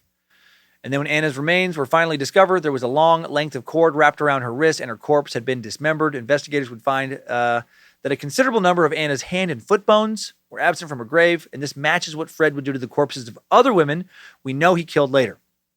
He would usually remove their fingers and feet to make it much harder to identify their remains. The skeleton of Fred and Anna's unborn child was found nestled beside her, so really this is his first two murders. Further incriminating Fred, Anna and the baby's unmarked grave was less than a mile from Moorcourt Cottage, Fred's childhood home, where it wouldn't be discovered for 27 years. After her disappearance, Fred moves his RV to a caravan site in the village of Bishop's Cleeve, almost exactly 30 miles from Much Marco. Future wife and killer Rose Lettuce was then a 13-year-old girl living just a half mile away on Tobyfield Road. Rena now moves back in with him. They take the children out of foster care, live as a family for a year. Fred gets work as a laborer at Old Acres Mill, a flour and animal feed manufacturer. It's during this time that a 15-year-old girl named Mary Bastholm goes missing while she's waiting at a bus stop. Mary was a waitress at the Pop-In Cafe, a cafe Fred frequented at that time. Her remains have never been found, and in all likelihood, based on her age, looks, when and where she disappeared, very likely Fred's second victim. Or, again, I guess I should say, third victim. On February 6, 1968, Fred's mother Daisy dies following complications after a surgery to remove a gallstone at the age of 44. Good riddance, pedo! Get out of here! Following her death, Fred commits a series of thefts, moves from job to job. He becomes a delivery driver for a village bakery. And it's while he's working at that bakery that he will meet Rose Lettuce. Let's check in now with Rose. In the spring of 1969, at the Lett house, now 15-year-old Rose's mom, Daisy, decides that she needs to leave her husband, Bill. She brings 15-year-old Rose with her two younger sons, goes to live with her daughter, Glennis, who lived with her boyfriend, a car mechanic named Jim Tyler. In her new home, Rose stops attending school. Instead, she looks after Glenny's snack caravan. Never seen that first name before. Interesting. Jim will later state that on several occasions when he'd come back to restock the caravan, he would see Rose getting out of a car, her clothing disheveled, clearly having just had sex with a man much older than her. Many of these men she's having sex with workmen, traveling salesmen. Again, she's been so highly sexualized by her father's abuse. Daisy Lettuce would then move her children again a few months later in the summer of 1969 to a chicken farm in the village of Toddington. After a few months living there, Rose announces that she's going to go back and live with her father. There will be speculation within the family that she had gone back to her abuser because she didn't see it as abuse. She saw it as normal. She missed her dad, including missing him sexually. So fucked up. Daisy Lettuce, unable to support her children by herself, also moves back in with Bill a few weeks later. Sometime at the end of 1969, still 15-year-old Rose finds regular work at a tea shop. And while she's waiting at the bus stop to go to work one day, in either August or September, she meets a man with wild curly hair and bushy sideburns, Fred West. The two timelines have now united, the killer and the future killer, now together. After meeting the teenager, the now 27-year-old Fred showers Rose with attention and gifts that were probably stolen. It was the first time that Rose had ever been properly courted, if you could call it that. Rose was openly flirtatious and highly sexual, didn't mind when Fred spoke plainly about sex or came on to her. He, of course, reminded her on so many levels of her father, of the kind of man she was used to. He told her that he had 2 young children, that his wife had abandoned the family, and Rose, who loved children, liked Fred even more now. Rose became a frequent visitor to Fred's caravan, hanging out with the 2 little girls. This also meant she started skipping out on work, so Fred would give her a few shillings a week for Rose to give to her mom. Soon, Rose brings Fred home to her parents' house. Bill and Daisy, they don't care for Fred. Bill tells his daughter that Fred is a liar and a dirty gypsy, quote unquote. Was her dad jealous? I have to think so. Shortly after this, Rose's parents discovered that Rose is spending all her time at the caravan, and Bill orders her to stop seeing Fred. She, of course, does not listen. Soon, in addition to having frequent sex with Fred, Rose began seeing sexual clients at his caravan. It was a match made in heaven. Fred was used to dating women who also worked as sex workers. He liked it, and Rose, she liked being a sex worker, from all accounts. Near the end of the summer of 1969, Rose, after being reported as a runaway teen by her dad, is taken to a home for troubled teens in nearby Cheltenham. She was only allowed to visit her parents or go to work in theory and was kept on a strict curfew. But when Rose said she was going to see her parents, she would just go see Fred. And Rose also started sending Fred love letters. It was a strange mix, their relationship early on, of very childlike young teenage love on Rose's part, mixed with a very adult, highly sexual relationship. Meanwhile, when he's not fucking teens or doing God knows what else, Fred's getting into more legal trouble around this time. On August 23rd, 1969, he's reported for failing to produce documents for his car, is warned about some unpaid fines from June, and that he's going to go to prison if he doesn't pay them. 5 days later, he appears at Cheltenham Magistrates Court, charged with the theft of fence parcels from one of his employers. A couple weeks later, he's given 30 days in jail for failing to pay his fines. He will spend his time at Her Majesty's Prison, Gloucester, a grim fortress-like building on the western side of the city. Fred's children again put into foster care. These poor kids. They did not hit the familial lottery. On November 29th, 1969, Rose turned 16. State can no longer keep her as a ward. She immediately leaves the Cheltenham home. Her parents now give her an ultimatum. If she sees Fred again, they will disown her. But if she stops seeing him and finds a job, she can stay with her family. So extra fucked up, since her dad's motivations here are not parental, in my mind, clearly. A few weeks later, Rose comes downstairs with her bags packed and announces her decision to leave the home, and she makes her way to Fred's caravan. Sometime over the next few months, Fred gets his kids back out of foster care again, and the 4 began to live as a family. The children would go back and forth between Fred's caravan and foster care several times in the first half of 1970. Rena shows up at some point, demands that she take her girls with her, but her life isn't stable enough to keep them. In June of 1970, Fred finds a house for his family in the city of Gloucester, the place where they would live for the next 24 years. Let's talk a little about Gloucester now. Fred and Rose move to the big city, at least big for them. Gloucester is a small city with a population of under 100,000 when they moved there, approximately 100 miles west of London. Roughly 2,000 years old, it was first established as a Roman fort in the 1st century CE. Much later, in the mid and late 19th century, Gloucester booms under the reign of Queen Victoria, with the expansion of the railway, building of the canal system, the engagement of the docks. Hundreds of brick houses are built to accommodate new residents. The new middle-class developments include buildings on Midland Road and Cromwell Street, the 2 streets Fred and Rose would live on. By the time the Wests arrive, Gloucester is in decline, having decreased in population when after World War II, many of its residents leave for the suburbs. The Wests first live at 25 Midland Road in a large semi-detached concrete building divided into 3 flats. Rose and Fred move into the ground floor. Fred went to work as a fitter for Cotswold Tires. The job didn't pay much, and soon he resorts to petty theft again to make rent. He later works for his landlord doing odd jobs. On October 17th, 1970, Rose gives birth to the couple's first child together, a child they name Heather Ann. And poor Heather Ann. Her tale, unsurprisingly, will be a sad one. Just as Rose starts acclimating to life with 3 children, Fred gets arrested for stealing tires from his old job, jailed for 9 months. Rose is now 17, living alone in the city where she has no family, no family that's worth a shit anyways, knows no one. Rose does not handle her isolation very well.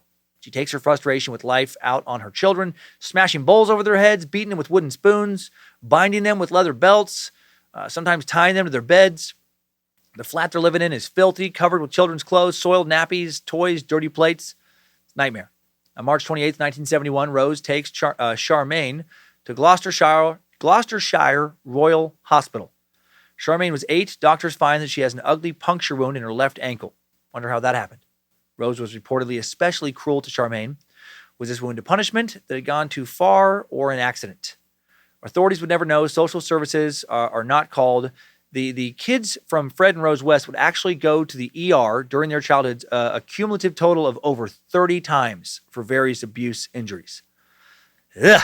On May 7th, 1971, Rose takes the children to visit Fred at Lay Hill Prison, where Fred presents his wife with a painting he'd made in a cell. No gifts for the kids, but he gives his wife a painting of Rose naked, kneeling in front of a burning sunset. Wonder how many times he jerked off to that painting. 100? 1,000? They schedule another visit for June 15th, and just a few days after that second visit, Charmaine goes missing. The girls usually walk to St. James Junior School together, but the morning she disappears, Rose kept her behind. And though she would never admit to it to authorities as such, Rose would certainly, or almost certainly, murdered her. Her first kill is her stepdaughter. Fed up with the little girl who went to bed at night and dreamed of being rescued by her mother, Rena, some of her other surviving children would later report that they were positive Rose killed Charmaine. Rose told anyone who asked that Charmaine's real mother, Rena, had come to get Charmaine, and the school believed her. Fred is released from prison June 24th, 1971. Rose reportedly told him about Charmaine, and Fred got to work dumping her body, which Rose had stashed in the cellar. He carried the corpse up the stairs, dug a grave in the yard near the back door of the flat. After his later arrest in 1994, Fred would tell authorities that he couldn't bring himself to dismember Charmaine because she was so young and pure. What a nice guy. What a real sweetheart. So while Rose never admitted to killing Charmaine, Fred revealed that, basically she did. Or basically revealed that she did. Years later, acting on information from Fred, authorities will find her grave. Despite now officially being partners in a terrible crime, the pressure of worrying about getting caught for murdering a child is too much for Rose, and she and Fred briefly separate. She brings baby Heather with her back to her parents' house. Bill will not let her in. Later, Fred appears at the house, tells Rose, "Come on, Rosie, you know what we've got between us." And then he tells Rose that if she doesn't come back within 10 minutes, her place in his bed is going to be taken by another woman. What a romantic! Look, baby, you know I love you. I want you. I want you so bad. You're my soulmate. But if you're not back at the house in like 10 minutes, I'm going to smash some strange puss on our bed. Life is short. You got to do what you got to do. Rose takes him up on the offer. Once back at the West Flat, Rose becomes a full-time prostitute, a gig Fred enjoyed because he literally drilled a hole in the wall so he could watch her with her clients. Fred would apparently complain if Rose wasn't loud and enthusiastic enough with her clients. He would be mad, and while he was away, if she had sex with a client, he would make her talk to him about it in great detail. Dude was kinky. Sex with just Rose or just anyone was not stimulating enough for him. He and Rose soon began trying out threesomes, a variety of sex toys, playing with some BDSM. How into all of this was Rose? I think largely because of her childhood, she was really into it. She did not have any sexual boundaries, it seems. Also, while some sources make her seem passive in all this, others assert that, and more recent sources assert that, according to the court testimony of some later would-be victims who were raped by Fred and Rose but not murdered, and the testimony from some of them who didn't come out forward with their testimony until after Rose's trial, she was the lustful leader in all of this. She was the one pushing things forward, and seemed to them like she was the sadistic alpha in their fucked up relationship. Perhaps it went back and forth. I will say, after looking at a lot of sources, Rose does not come across as an adult victim, at least not outside of her father. She comes across as every bit as twisted and horrific as Fred, if not maybe a little bit more so.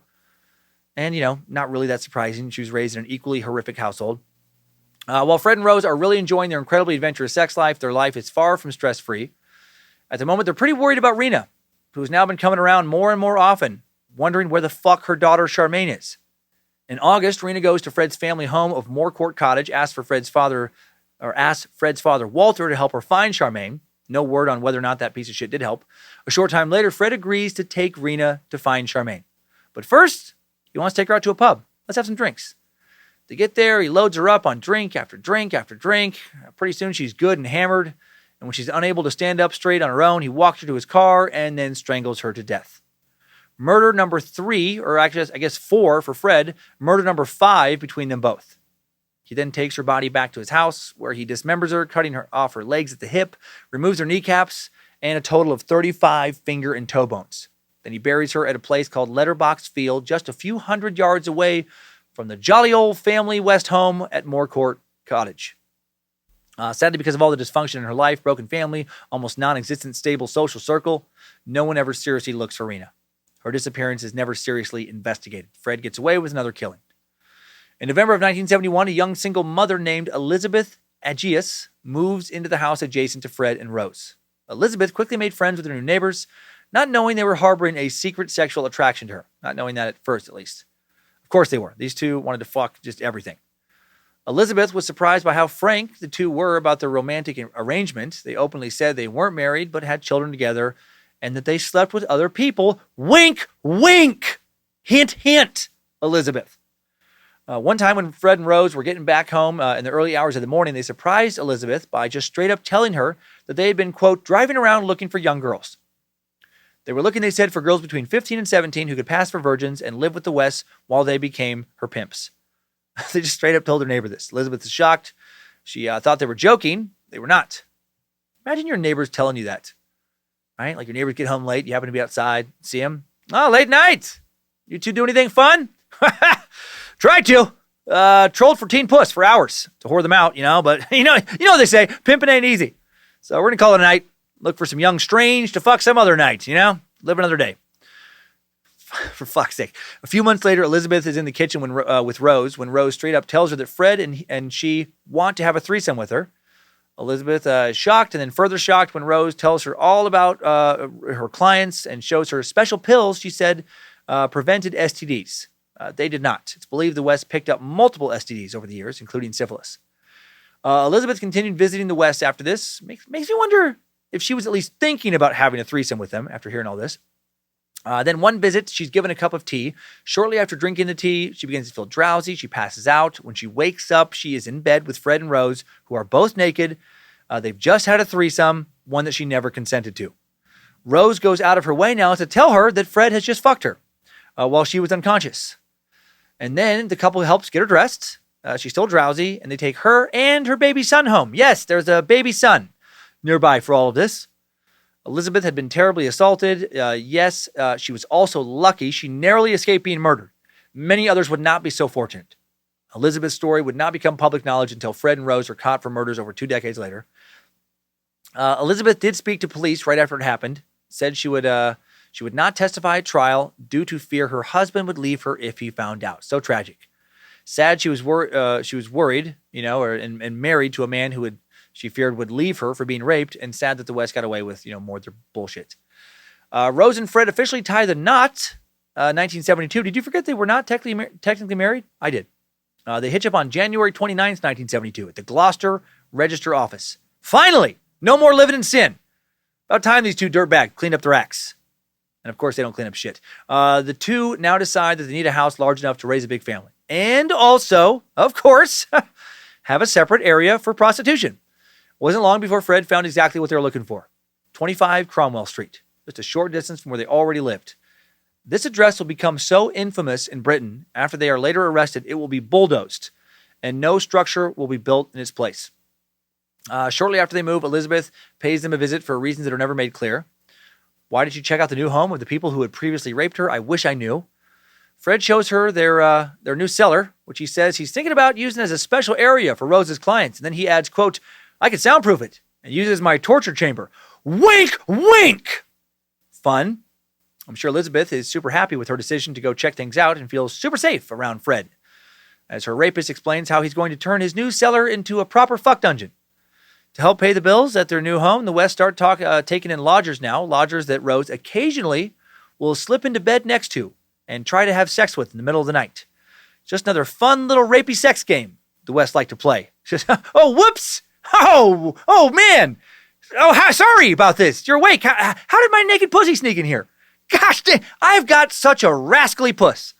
I was hoping to keep sleeping in bed with my hubby, but old rascal puss down here wanted to hop in your bed and play a game of hide that dick. Oh my heck, rascal puss, you're a real scoundrel twat. Also, shortly after they move in, an illegitimate son of Fred's from Scotland, Stephen, we mentioned him briefly earlier, comes to live with them for a while. Wonder what he thought of this place.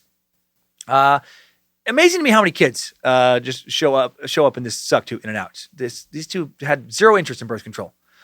I wouldn't be surprised if Fred had hundreds of illegitimate kids running around England. In June of 1972, Rose gives birth to a second child, a baby girl named May, just what his family needs. Another kid in the home. One day during the summer of 1972, Rose and Fred let Fred's 8-year-old daughter, Anna Marie, the girl he had with his first wife, Rena, the baby mama of his that he murdered, they lead her down into the cellar, to the space Fred has described as his torture chamber. And Fred tells his daughter this day that he's going to, quote, help her. He's going to do his duty as a father. On the floor is a bowl, some cloths, a vibrator, and tape. Fucking what? Anna Marie starts to cry as Rose removes her clothes. Rose then proceeds to sit on Anna Marie's face while Fred binds his daughter's hands, pries her legs apart. Then he rapes his daughter while Rose both watches and engages. Rose says that if Anna Marie ever speaks about what has happened, she will get a hitting.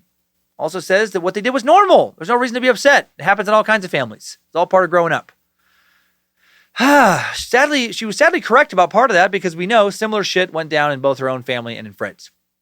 Instead of denouncing it, these former victims enthusiastically embrace it. They make the transition from victim to perpetrator with gusto. The story is so fucking ridiculous. A little while later, Fred brings home a long metal bar bent in a U-shape, fit with handles. Rose then tells Anna Marie to go tidy up the cellar. When she gets down there, she's strapped to the frame. Rose whips her. Fred comes down, rapes her again. Rose leaves Anna Marie downstairs for a while Fred then leaves, and then they let her have a bath, and then they pour salt into the water, saying that it's good for her. Why do they really pour salt into the water? Because they're fucking psychopaths, and they're just torturing their daughter. This is now a regular part of young Anna Marie's life. It was the West Way. In November 1972, Fred and Rose are driving through the outskirts of Tewkesbury, little town just 10 miles outside of Gloucester. I love that name. Oh, Tewkesbury. Sounds so British. When they see a teenage girl hiking on the side of the road. Her name is Caroline Owens, just 17. She regularly hitchhiked to see her boyfriend. When she got into West's car, Caroline thought she was getting a ride with a respectable married couple and was enthusiastic when they proposed that she come live with them as their live-in nanny. Back at their house, she will share a room with Anna Marie. And quickly she notices that something is, off about the couple. Rose strokes her hair a lot, often accidentally barges in on her while she's taking a bath. Oh, whoops! How'd I get in here and see you naked again? Fred talks about sex constantly in front of Caroline, claims that he performs abortions as well. I don't know how the fuck you work that into a conversation. It's not weird at all. So Caroline, how are things going with the kids? Good. I think you're doing a great job. Watch them. Really do. Oh, and how's your sex life? Good? Okay, good. Mine is great. So much fucking. So much. And the best part is if I get anyone pregnant, they don't have to go to a clinic. No, I do it myself. I never did well in school, a couple head injuries, but I do know my way around a coat hanger. Anywho, who wants some bangers for supper? I'm craving bangers. Many nights Caroline spends in the house ends with the lodgers bringing back girlfriends, engaging in some kind of sexual free-for-all. After there's orgies going on at the house this time, after a while, Caroline participates in a few. She was curious. They'd worn her down. And then finally creeped out by her new lovers, Fred and Rose. She didn't exactly say what line they finally crossed. She decides to leave the job and leave the house after a few weeks. Fred and Rose not happy to see their teen lover go. So, as one does, they concoct a plan to abduct Caroline. And they put it into place on December 6, 1972. Excuse me. They wait for the time they knew she would be leaving her boyfriend's house. Then they pull up and offer her a lift. Caroline accepts. They hadn't left on the worst of terms, and she climbs into the back seat. Rose then slips into the back seat as well, starts coming on to Caroline immediately, smiling flirtatiously, putting an arm over Caroline's shoulder. Fred starts asking her if she wants to have a three-way. Rose begins touching Caroline's breasts and face. Caroline tries pushing her away. She wants out of the car. That's not going to happen. Soon, Fred has driven her to a deserted, muddy field. They won't let her out of the car. Fred turns around, calls her a bitch, starts punching her, keeps punching her until she blacks out. When Caroline comes to, she's still in the backseat of the car, but now she's tied up. Her arms are tied behind her back. There's a piece of tape over her mouth. They're driving again. Not good. The car soon pulls up to, 25 Cromwell. Late in the evening, they carry their former nanny inside, lay her down on a mattress, and violently sexually assault her. Fred beats her with the buckle end of his leather belt. He threatens to kill her, saying, "I'll keep you in the cellar and let my friends have you, and when we're finished, we'll kill you and bury you under the paving stones of Gloucester." He said it like he had done this exact thing before. Then in the morning, Fred tells Caroline he's so sorry, and that it had all been Rose's idea. He asked Caroline for forgiveness and wants to know if she wouldn't mind coming back and working for them as their nanny. His head is so messed up. Again, to go back to no sexual boundaries, in his literally brain-damaged head, there's a good chance he didn't think he'd crossed a line with her that couldn't be forgiven. I mean, sure, he kidnapped and beat her and raped her, but he'd also been nice to her sometimes and he liked her. So why can't they still be friends? He's fucking insane. Caroline knows she'll only live if she says, yeah, no problem, all's forgiven. So she does. Then she helps clean up the house, plays a little bit with Anna Marie and Heather, has a hot bath, and then, when no one's paying attention, quietly gets the fuck out of there. Smart meat sack, playing it cool, doing some acting just to save her, to stay alive. Back at her mom's house, Caroline is hesitant to confess what has happened, but her mom sees the bruising on her face, calls the police.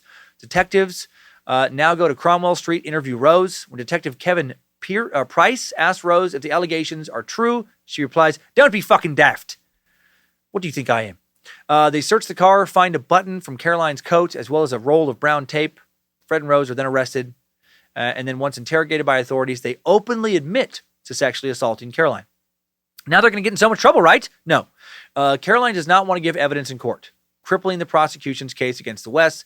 Caroline's case is still heard, though, on Friday, January 12th, 1973. Fred now 31, Rose only 19. She just found out she was pregnant again. The two are charged with indecent assault causing bodily harm. The defense claims that Caroline had practically asked to have sex, portrays the Wests as a sympathetic young couple with several children. The magistrates don't think that Fred has it in him to be so violent, nor does Rose, and they're fined 25 pounds each. And they get to go free. Shortly after this, Caroline is so upset by the decision, she attempts to take her own life and thankfully is not successful. Holy shit. They just admitted to sexual assault and they get a small fine. Rather than have this be a lesson to Fred and Rose, this merely encourages them to take things further. They've abducted, beaten, raped a teenage girl, and just been fined.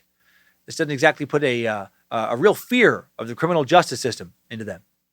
They did think after this, might be just better just to murder girls they rape, rather than let them go and risk them, ratting them out later. It's inconvenient. Just 3 months later, a young seamstress named Linda Gow disappears on April 19th, 1973, 2 weeks before her 20th birthday. Her mother remembered seeing her go out for drinks a couple weeks before with a woman who looked a little overweight. In actuality, the woman was 5 months pregnant, and the woman was Rose West. For a second, when I first read this, I was surprised that she'd be out grabbing pints while 5 months pregnant, but then I remembered, this is Rose West we're talking about. Of course she was drinking. To be fair to Rose, I guess, doctors didn't link alcohol to fetal alcohol syndrome until 1973, right around the time this happened. Not that she would have read that literature and be like, oh, okay, I guess I got to change my ways. I got to protect the kids more. Likely that Linda went willingly to Fred and Rose's flat, may have even willingly had sex with them, but then Fred murdered her, buried her in a concrete hole in the garage, and then almost certainly decapitated her. Likely murder number 6, collectively, for the Wests. A few weeks after her daughter disappeared, Linda's mother, June, was asking about her whereabouts around town when she recognized Rose West as the woman her daughter had gone out for drinks with. At first, Rose said she didn't know anything about Linda, but then June noticed that Rose was wearing Linda's slippers. Awkward. She also noticed several items of Linda's clothing on the West's washing line outside their home. When June pointed all this out, then Rose was like, oh yeah, that's right. I do remember. We did have drinks. We hung out for a while, and then, my husband killed her. No, she was like, and then she left. Don't know where she went. Hope you find her. Initially, June believed Rose. She was the same age as her daughter. She didn't seem like anyone who would be a killer. It would be 21 years before June would discover the truth about what happened to her daughter. 4 months later, in August of 1973, 19-year-old murderer Rose West gives birth to a son, Stephen. Another kid for the Hell House. Now let's talk about Carol Ann Cooper. Carol was 15 in November of 1973, a girl going through a normal adolescent rough patch. Her parents had recently separated.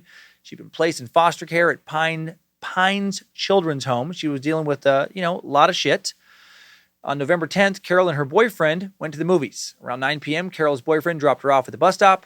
Carol was headed to see her grandmother for the weekend. At 9:15, her boyfriend saw the bus pull away. It was the last time anyone would report seeing Carol alive. Once again, Fred and Rose picked up the hitchhiking girl, then bound her with tape and cords. She was likely sexually tortured based on later forensic examination of her bones and eventually killed. Then Fred dismembered Carol's body, removing her legs at the hip and cutting off her head, and then he buried her in the torture cellar. Likely West murder victim number 7. Where were the kids in all this? Sadly, they met a lot of the victims. They heard their parents raping them. They may have even heard them being murdered, but they didn't know for sure they'd been murdered. Even if they had, there was no way they were going to risk telling anyone and getting killed themselves. Carol's disappearance was suspicious. She'd run away before, but investigators pointed out that if she'd run away again, she wouldn't have left all of her possessions behind. She was registered as a missing person, and West Mercia police investigated but turned up no leads. Another girl would go missing shortly thereafter. Lucy Partington was an upper-middle-class girl. Her father was an industrial chemist. Her mom was an architect. In 1973, she was 21, finishing her final year at Exeter University, where she was studying medieval English. She had recently converted to Roman Catholicism and spent Christmas at her mother's house in the village of Gretton near Cheltenham. On the morning of December 27, 1973, Lucy got up, went to Cheltenham with her brother. They split up. Lucy went to visit a friend where she wrote a letter applying to a postgraduate course at London's Courtauld Institute. She borrowed a stamp from her friend, left the house at about 10:15 p.m. to go to the bus stop. Before she left, her friend's father offered to give her a ride home. Lucy said if she missed the bus, she'd come back and take that ride. She never came back. And like with Carol, no one ever saw her again. Fred and Rose picked her up and took her to the cellar at their house. Highly unlikely, based on accounts of anyone who knew her, that she went willingly to the West house for some sort of sexual adventure. Odds are Fred and Rose lured her into their car under other pretenses. Rose had become a master manipulator by this point, had become an expert in getting girls to let their guards down around her. I mean, these girls were, roughly her age. She was also a mother of young children. She spoke in a soft voice. She didn't look threatening. She dressed like your average housewife. She'd gotten really good at being the bait for Fred and Rose. Investigators later speculated, based on a confession from Fred and some limited forensic evidence, that Fred and Rose kept Lucy tied up in the basement for 7 days. After that, Fred used a cheap stainless steel kitchen knife to dismember Lucy and accidentally cut himself badly in the process. Sadly, not badly enough to die or something. Like the others, he decapitated her and removed other parts before dumping her body in a shoddy grave. Victim number 8. Lucy was reported as a missing person, and an extensive search for her began. No one thought she was the kind of girl who would run away. But sadly, with no good leads, police would not turn up anything that would lead them to 25 Cromwell Street. More victims quickly followed in the early 70s, the height of their murder spree by far. Teresa Siegenthaler was born in a small town in Switzerland. In 1974, she was a 21-year-old sociology student at the Woolwich College of Further Education in London. In April of 1974, Therese attended a party in Deptford, South London. I think I said Therese earlier, if I didn't, Therese. The next day, she set out to hitchhike in North Wales, intending to catch a ferry to Ireland to meet with a priest who she wanted to speak to, talk to about South African politics is what they wanted to discuss.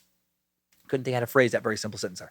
Once again, she'd never make it. Fred and Rose picked her up. Once again, Fred dismembered her, took some of her bones, including her collarbone, number 9. Again, highly doubt she was heading out for a sexcapade. Based on what her plans were and those who knew her, she was tricked into getting in that car. Like the previous victim, no one thought Therese was someone who would run away. Police searched for her, but didn't know if she'd gone missing in London or in Ireland.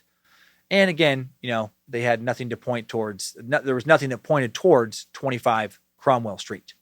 On November 14th, 1974, 15-year-old Shirley Lloyd is getting ready to take a bus back home from work after a date. She's described in sources as a strikingly attractive girl who had, like Carol Ann Cooper, spent much of her life in foster care. Unlike Carol, she'd been adopted by a council workman named Jim Hubbard and his wife.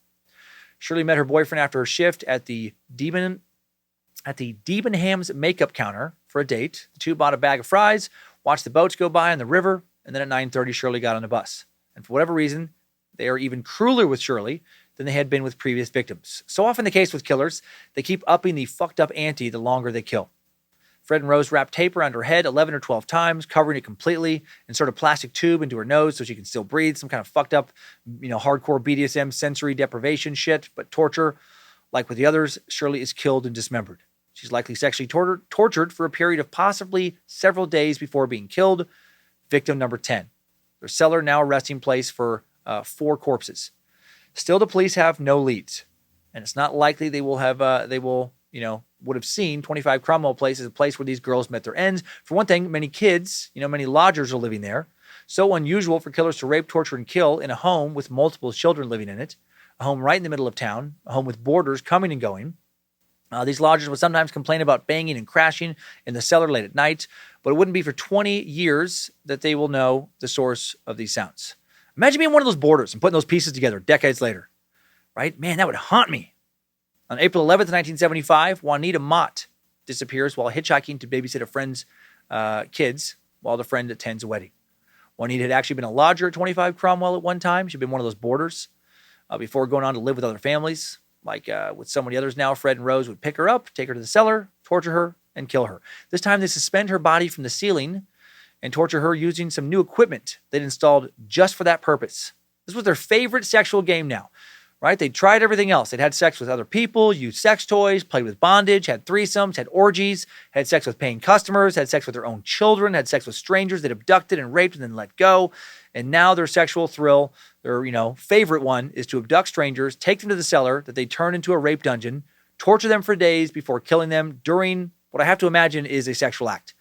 Right? There are rumors, though the tapes have never been found, or at least not publicly reported as being found, that they filmed some of these torture and murder sessions, that they literally made snuff films to watch and get off to later. For some reason, Juanita is never reported as missing, so her connection with 25 Cromwell is never investigated. Victim number 11. The only thing interesting going on at 25 Cromwell, according to the neighbors at this time, is a massive construction project that Fred is undertaking to demolish the garage and build an extension. Part of the reason he's building this extension is to cover up some of the bodies. In the spring of 1976, to make some extra cash for these renovations, Fred travels to Cumbria to work for British Gas. When Fred returns, he and Rose get to work refining their system of finding vulnerable young women. And how fucking evil is this? Right when you think they've hit the bottom. Nope, there's further to go. There was a nearby children's home for delinquent girls named Jordan's Brook House, where, because of the strict rules, girls often ran away. Usually this would involve pulling a fire alarm. All the girls would flee at once, only to be collected penniless and worn out a couple of hours later, is how it is described. Fred figures this out. He starts to cruise around the home in his Ford Transit, offering lifts to any girls that come his way. Like some kind of fucked up, sadistic human fisherman, trolling for girls in a new fishing hole. Well, earlier I said that because of their upbringings, they may have not understood sexual acts as being blatantly morally wrong. I don't think that applies to these murders.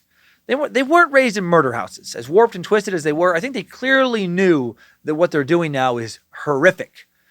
Instead of simply taking these runaways back to his house and murdering them, he and Rose start to form friendships, inviting them back for snacks, listening to their problems.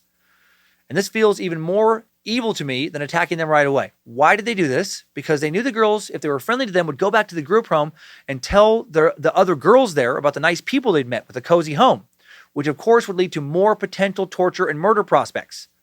One visitor to the home remembers being surprised at how many children were living there. Fred and Rose now had 4 kids related to them that they were caring for: Anna Marie, 12, Heather, 5, May, 4, Stephen, 3, and now they are also foster parents. Seriously. How maddening must that be to hear to the many great people trying to get registered as foster parents today? I know, based on some friends going through the process, that it can be really hard. Apparently the bar much lower back in the 70s in Britain. Clearly they didn't check the fucking cellar when making sure that this was a good home for foster kids. Okay, home check almost complete. Let's just have a look around the cellar. Looks like you have some very large metal dildos laying about. Will you be putting those away before the foster children arrive? Excellent. And what about these metal shackles chained to the wall for someone's hands and feet? Will you be shackling the children to the cellar wall?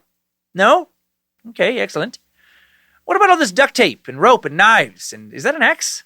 Okay, and that axe and that electrical saw laying next to that giant fist dildo and that enormous, what looks like an anal stretching device. Will you make sure to keep those sexual torture and murder tools away from the children? You will. Okay, excellent. Well, I see no problems then. Okay, the kids will be here tomorrow, so please quickly get to putting all this away. After coming up with their new system, Fred and Rose West rape and molest an untold number of teen and preteen foster kids. Sometimes the girls, came around, and then there's, the girls from the group home. Who knows how many of those girls they're molesting and raping, possibly murdering. Sometimes these girls come around long enough to, establish a solid relationship. Fred and Rose make advances, usually beginning with Rose, who's now 23, coming on to them before bringing Fred into the mix.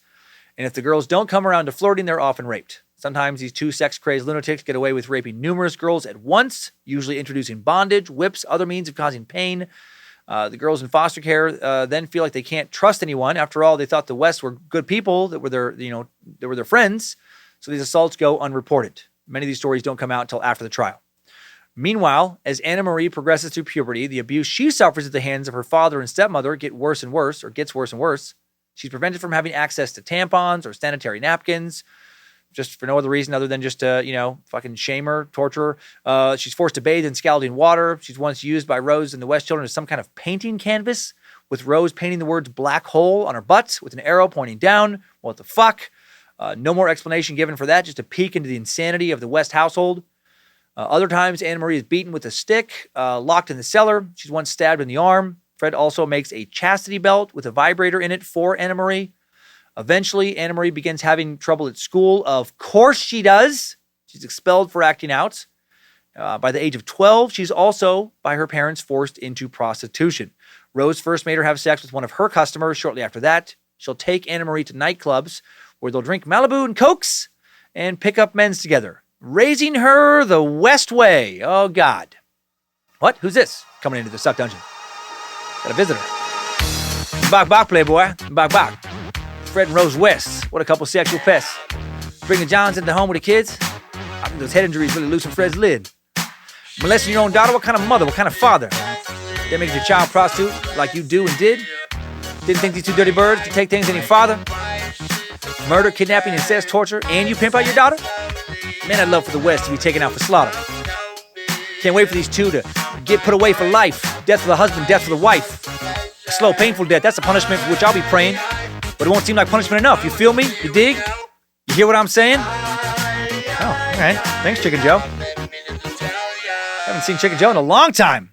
Old Timesuck character. What Chicken Joe just said, it was Chicken Joe speak for. Even a pimp, sexual trafficker, finds the sexual lives and crimes of the West to be so despicable, they should definitely be put to death and a painful death. All right. 1976, the horrific sexual debauchery continues. There's a steady stream of young female lodgers at 25 Cromwell. Most are young women who work in local shops and factories. One of them is named Shirley Robinson. She'd been working as a prostitute when she met Rose, and at the age of 18, Shirley moves into 25 Cromwell. She's bisexual. She's open to having sex with both Fred and Rose, becomes a sort of girlfriend. Meanwhile, the abuse of Anna Marie gets even more horrible and perverted. Not sure if Shirley knew about the abuse or not, but looking at the total picture here, I'm going to say she probably did. For people who got away with what they got away with for so long, they didn't seem to work real hard at keeping it a secret. Sometimes when Rose had sex with a client, Rose took the condom the man had been wearing and would give it to Fred, who would then try and use the man's semen to inseminate Anna Marie. Why do this? Because according to one of the investigators who worked on these murder cases, Fred was just, quote, pure evil. Anna Marie thankfully would not become pregnant via the humiliating abuse. Rose becomes pregnant again, though, via one of her West Indian Johns this time. And Shirley becomes pregnant by Fred. So much pregnancy in the Suck. Of course there is. There's so much unprotected fucking. During the two pregnancies, Rose becomes more erratic, eccentric. She's wearing maternity dresses without underwear, sitting on the back steps of the house with her legs wide open and her skirt pulled up, putting on a little show for the neighbors. Imagine seeing your neighbor do that, just flashing that rascal puss for the world to see. She also gets more volatile, screams at the children more often. While she's initially excited about being pregnant along with Shirley, Rose soon becomes jealous. Then Shirley starts telling people that Fred is going to marry her, and Rose, not happy. Rose gives birth to a baby girl on December 9th, 1977. The couple names the baby Tara. Despite being happy with their new baby, the atmosphere of the West home is one of considerable tension and impending violence. Rose more and more openly antagonistic towards Shirley now, whose own baby is due on June 11th, 1978. Then on May 9th, 78, Shirley Robinson and her baby disappear. Fred and Rose's cellar was already full of human remains, so Fred now digs a hole in the back garden. He hacks the corpse into pieces, removes the head. Her baby's skeleton will be found nestled beside her remains years later. Nobody reported her to the police. Fred and Rose told their other lodgers that Shirley had gone to Germany to live with her father. Just like that, Fred and Rose get away with 2 more murders, victims 12 and 13. In 1978, perhaps just for fun, perhaps to help pay the bills, Rose begins to advertise her sexual services now in magazines. A typical ad read, "Sexy housewife likes it rough. Like BDSM? Want to take things further? Let's meet up. We can fuck atop a graveyard I've built with my husband. Want to be tortured and killed and added to the bones we've already buried? This rascal puss is ready to rumble!" That wasn't exactly what she wrote. Her ads weren't quite that brazen. One ad said, "Sexy housewife needs it. Deep and hard from VWE," which means very well endowed. VWE male while husband watches. And then, their words, not mine, colored's welcome. In between killings, they just can't get enough sex. I never get the feeling that money is the primary motivation with Rose's sex work. I think, just as truly insatiable as Fred. If he could have gotten women to pay him for sex, I think he would have absolutely done so, and constantly. Rose's customers were known to her children as mom and dad's good friends, okay? There was a special doorbell for customers to use. The family, many of the lodgers, would know what was going on when that doorbell would ring. Rose didn't discriminate when it came to paying customers, age, race, weight, overall appearance, whoever. Didn't matter to her. Made things more interesting. One of her regulars had a wooden leg. Another had a glass eye. And while this is going on, still running a foster family. Rose has yet another child of her own on November 17th, 1978, because why not bring another innocent human being into this mess? This girl's named Louise. Meanwhile, Fred's continuing to rape daughter Anna Marie on a regular basis, telling her shit like, I made you, you're my flesh and blood, I'm entitled to touch you. He's just like his father, Walter, and like Rose's father, Bill. 1979, Fred gets Anna Marie pregnant, and Rose brings her to a hospital to get an abortion, even though, I thought he was the guy who could do that. At the Gloucestershire Royal Hospital. On May 24th, 1979, Bill Lett, Rose's dad and perennial Father of the Year candidate, dies after contracting pleural mesothelioma. His lungs are filled up with cancerous tumors, and he dies at the age of 60. Good riddance. Glad it was painful. Thank God! One of these pieces of shit finally dies in this suck. Did I mention that some sources allege that while Rose was living on Cromwell Street with Fred as a young adult, her father would still swing by from time to time and have sex with her? Yep. That's how fucked up these families are. His wife, Daisy, didn't mourn him for long. She would later say, I always felt my husband was a weak character, actually. Weak? By weak, did you mean incestuous and rapey? Rose scandalized her family by arriving for the burial in tarty clothes and black stiletto heels. Based on what a perv her dad was, I bet he approved. On August 5th, 1979, 4 weeks before her 17th birthday, future victim Allison Chambers packs up her things and flees from Jordan's Brook House. It was the 8th time in 9 months that she'd tried to run away. Allison was an unhappy young girl who coped with her life as a ward of social services by retreating into poetry and painting. She was often bullied, was not well liked by other children at Jordan's Brook House. A few weeks before she left, she started telling her peers about an older man that she was in love with. The man was in love with her, too, she said, and gave her gifts, including jewelry. Nobody believed her. So Allison packed up and left. From her new living situation, Allison wrote to her mother that she lived with a very homely family. I look after their 5 children and do some of their housework. They have a child the same age as me who accepts me as a big sister, and we get on great. The family owns flats and I share with the older sister. Within a few days of arriving at 25 Cromwell Street, she had probably already begun a sexual relationship with both Fred and Rose, and then the sex soon became frightening. And then one day before she turned 17, the West gagged her with a purple belt, raped her, tortured her, and killed her. She was dismembered, buried in the garden next to the wall of the recently built extension. Victim number 14. Meanwhile, eldest child, Anna Marie, is now 15 and terrified. She's worried something extra terrible is going to happen to her when she turns 16. She isn't sure what it's going to be, but she knows she doesn't want to wait and see. She's already endured a lifetime of sadistic abuse. It's time to get the fuck out. So 15-year-old Anna Marie leaves home and goes to live with some friends. Thank God, somebody gets out. June of 1980, Rose gives birth to another baby. Yay! A boy named Barry. Oh, there were now effectively 2 groups of children on Cromwell Street. The older ones who'd been fathered by Red and the younger ones, some of whom were the children of Rose's clients. The oldest child was Heather, who turned 10 in the autumn of 1980. There was 8-year-old May. There was Stephen, 7, and then the younger children. Fred and Rose needed complete control over their children to make sure their secrets didn't get out. So the children were kept away from adults, banned from playing out on the street, and didn't visit relatives. School friends were not allowed to visit 25 Cromwell, and the children were not allowed to visit their friends' houses. Instead, they had chores. From the age of 7, Rose made them do their own laundry. From the age of 10, they had to feed themselves. Rose told them they didn't deserve presents. At Christmas, it was just a terrible life all the way around. Now, with Anna Marie gone, Fred's sexual incestuous attentions turned to 10-year-old Heather, the next oldest child, and also to 8-year-old May. Rose gives birth in 1982 to another kid. Sweet. Rosemary Jr. Another child she has with a client. She and Fred only know because the child is not white. Meanwhile, 12-year-old Heather is becoming more nervous, shy, withdrawn in the eyes of her teachers. She'd previously been studious, but now she seems to have given up. She really doesn't like the company of boys or men. She takes up smoking, begins to drink. She's living in hell. Fred and Rose at this time, for some reason, because she didn't like having her dad rape her, I'm guessing, become convinced that Heather is a lesbian, and they are furious about it. even though Rose herself identifies as bisexual. What a weird thing for these two maniacs to get mad at. I mean, they really do live in their own reality. A British criminologist in a doc I watched talked about how hard this story is to understand for most people because most of us have somewhat normal brains and have had relatively normal childhoods, and we just can't relate on almost any level to these two psychopaths and the way they lived their lives. Their childhoods were so fucked up, and then their adulthoods more fucked up, and then they got low IQs, possible brain damage, likely brain damage with Fred, and what the same criminologist called folie à deux, or shared madness for two. And you get two people living a very peculiar reality that is hard for anyone else to inhabit. They live by their own rules. They just made up as they went along. Just fucking madness. Two maniacs pushing each other further and further into madness. Rose gives birth to another baby, another mixed-race daughter, in July of 1983 named Luciana, her 8th child. She's now 29 years old, and after the birth, doctors finally fucking sterilized her. Thank God. She would later try to have the operation reversed, and would get pregnant briefly, but thank God have a miscarriage. Around the age of 30, Rose becomes more violent towards the children now. When her eldest, Heather, sneaks into her room, takes some of her porn magazines to school. Oh, you don't take mama's porn. Rose thinks it's Stephen, and she brings him into the bathroom, undresses him, binds his hands with wires before tying him to the toilet and beating the shit out of him.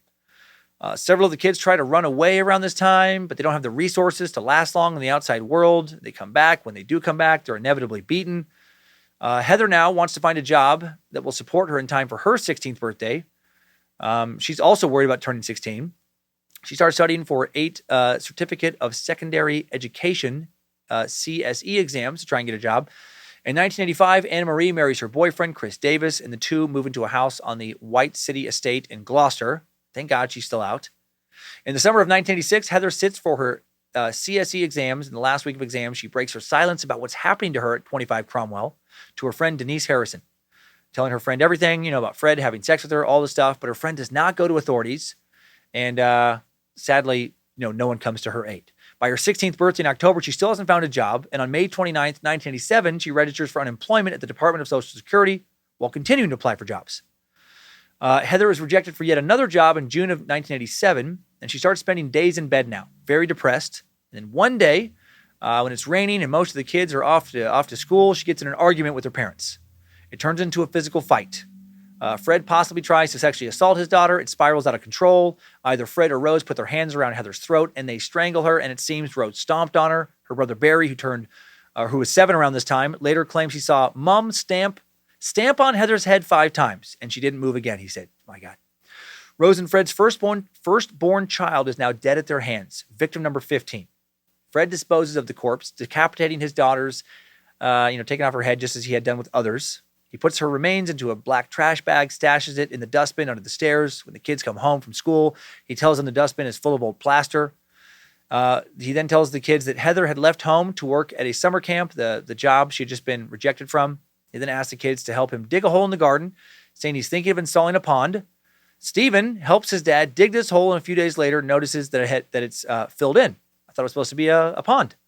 Stephen writes it off as Fred, having changed his mind about the pond, later realizes that he had just helped bury his own sister. That's not going to fuck you up. Over the following weeks, a couple people asked the West where Heather had gone, and Rose gives conflicting accounts. Meanwhile, Fred paves the back garden with several dozen square slabs. After all this work, Fred and Rose celebrate with a barbecue dinner. Later, the kids would make a sick family joke about how if you misbehaved, you would end up 2 down and 3 across. This is in reference to Heather's dead body being under the pavers in the garden at 2 down and 3 across. In the summer of 1987, shortly after Heather's murder, Fred decides to convert the cellar into bedrooms. The fuck dungeon days are over. He's 46, and I guess he's just had his fill of, cellar torture. The remodel gives him an excuse to properly seal away the bodies of the 5 young women who are buried there. Once the renovations are finished, it seems like life starts to get better for the remaining children, the ones they had murdered. Do they maybe regret killing Heather? Is that possible? Did they finally feel like they'd taken things a bit too far and should be better parents? The kids now have a new living quarters, has a bathroom, lounge area, television, snack bar. They start pinning, school drawings to the walls, moving their toys down there. How sweet. Are Fred and Rose becoming decent parents now? Of course not. The purpose for this was to cordon off the adult world upstairs and just force the kids downstairs. The children were now sent down to the cellar almost all the time, given strict instructions never to go upstairs, not even if the door is open. The first floor is now transformed into a sex den for Rose and her customers, a garish-looking lounge with a fully stocked bar. These people are so ridiculous. We have come across plenty of sex-crazed killers before, but maybe never encountered anyone as sex-crazed as Fred and Rose West. I mean, maybe the truck stop killer, but maybe even old Incubus wasn't quite this horny. By autumn of 1988, Fred has turned the sick sexual focus he'd previously centered on Anna Marie and Heather to his daughter May now, right? She'd already been molesting her, but now she is the center of his attention. She's 16. He's furious that she often rejects his advances. During this time, all photographs of Heather are removed from the house. Fred often tells the children that he'd seen Heather on the street somewhere. Maybe saw her picking up a dude or, some women, engaged in some kind of seedy work.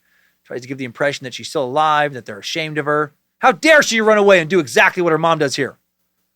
4 years later now, on March 28th, 1992, something good happens. Walter West dies at 77 years old.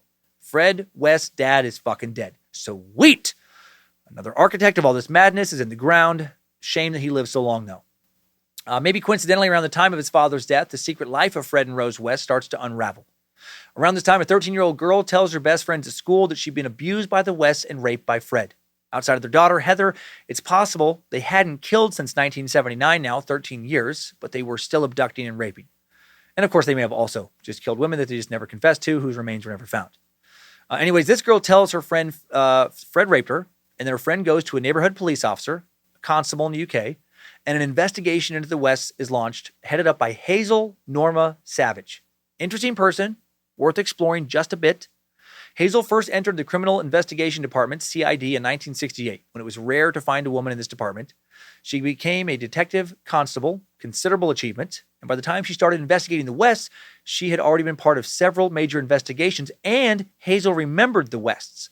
Around Christmas 1966, she had been sent to Glasgow to collect and bring back to Gloucester a young woman named Rena West, who was due to stand trial for some burglaries. As they drove, Rena confided in Hazel about the abuse she had suffered at the hands of Fred. Rena told Hazel that she was worried about the children and Fred's new girlfriend, Rose. Hazel got to lay eyes on Fred himself a few weeks later when he appeared as a witness at Rena's trial, and Hazel would never forget his face. And then Rena disappeared. She found that very suspicious. So Hazel now makes a routine check to see if Fred and Rose had any criminal history. It turns out they had been jointly convicted of assaulting a young woman in 1973. Fred also, of course, had numerous other convictions, mostly for theft. So on the morning of Thursday, August 6, 1992, police arrive at 25 Cromwell with a warrant to search for evidence of child abuse, including pornography. And they hit the mother lode. They recover items including 5 dildos, a box of dildo heads, rubber underwear, a rice flail, more of a torture device than a sex toy, looks kind of like nunchucks, a whip, various buckles and straps, and 99 pornographic videos, both homemade and commercial. The homemade part came from Fred and Rose secretly recording her having sex with Johns, not the rumored snuff films.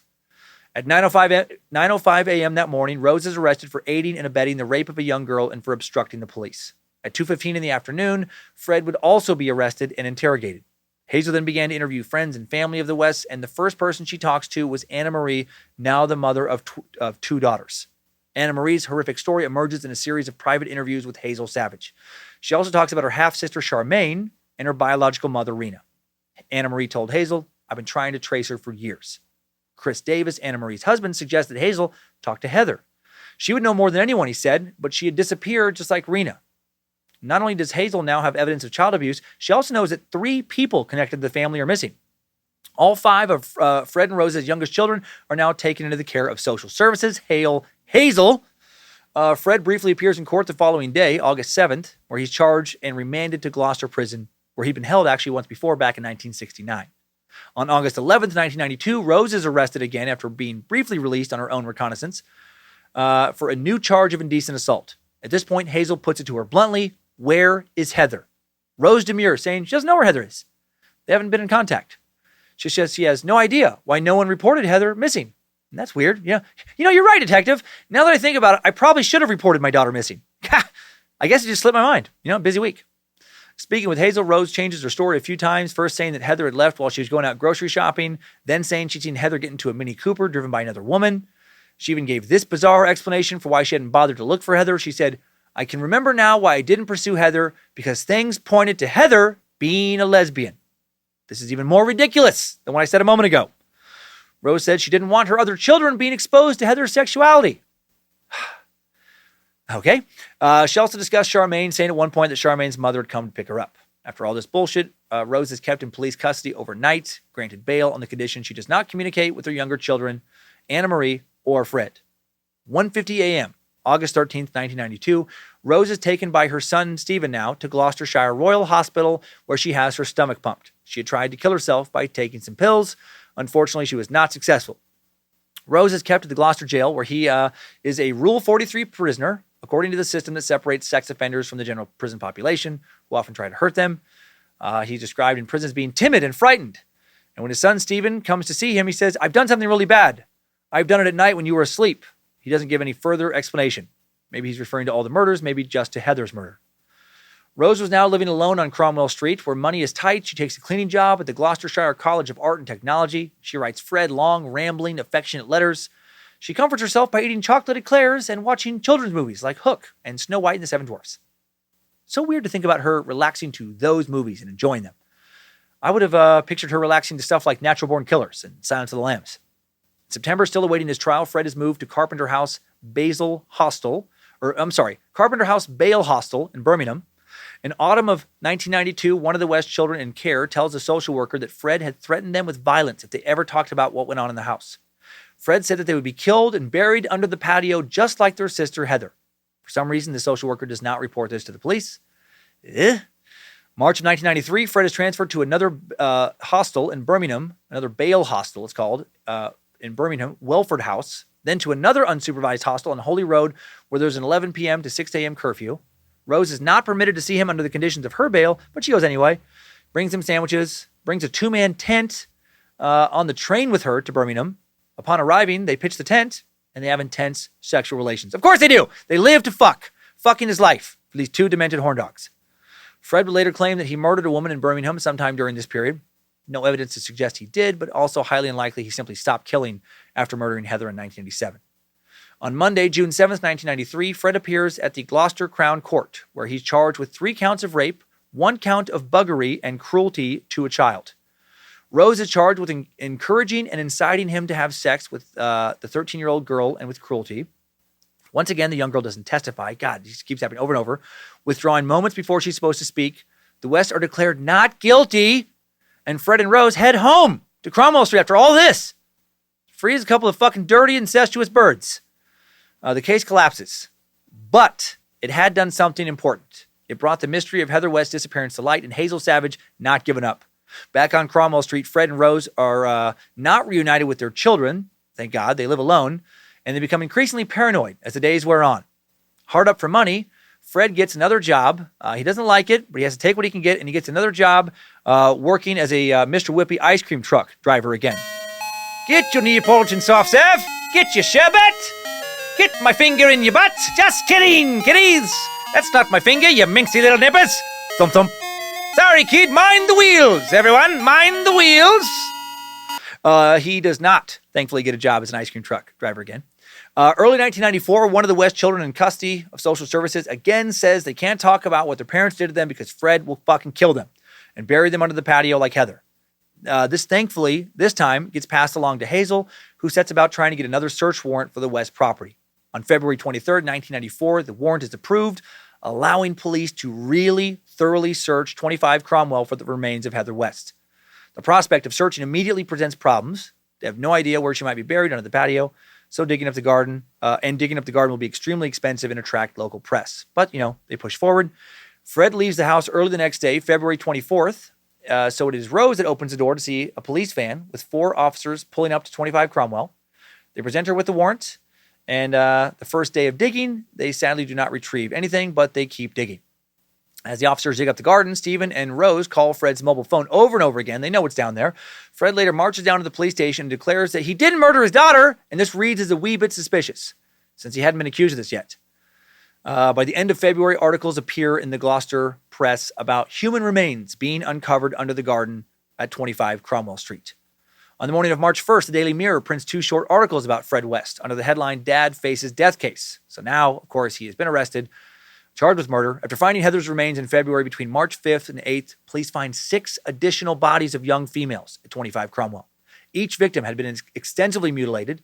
Each body bore evidence of having been subjected to extreme sexual abuse prior to the act of murder. The front page of the March 27th issue of the Sunday Mirror reports that the remains already recovered were incomplete. Many bones were missing, especially from feet and hands. Rose is brought before magistrates on April 21st, 1994, and charged with sexual abuse of a child. Not charged with murder yet. The following day, she is refused bail and transferred to Pucklechurch Prison to be held in the maximum security wing. Here, she's questioned more closely about the murders, in particular, the murder of her daughter Heather and Linda Gow. And on April 25th, she is now formally charged with murder. Rose is charged with the murder of Linda and Heather.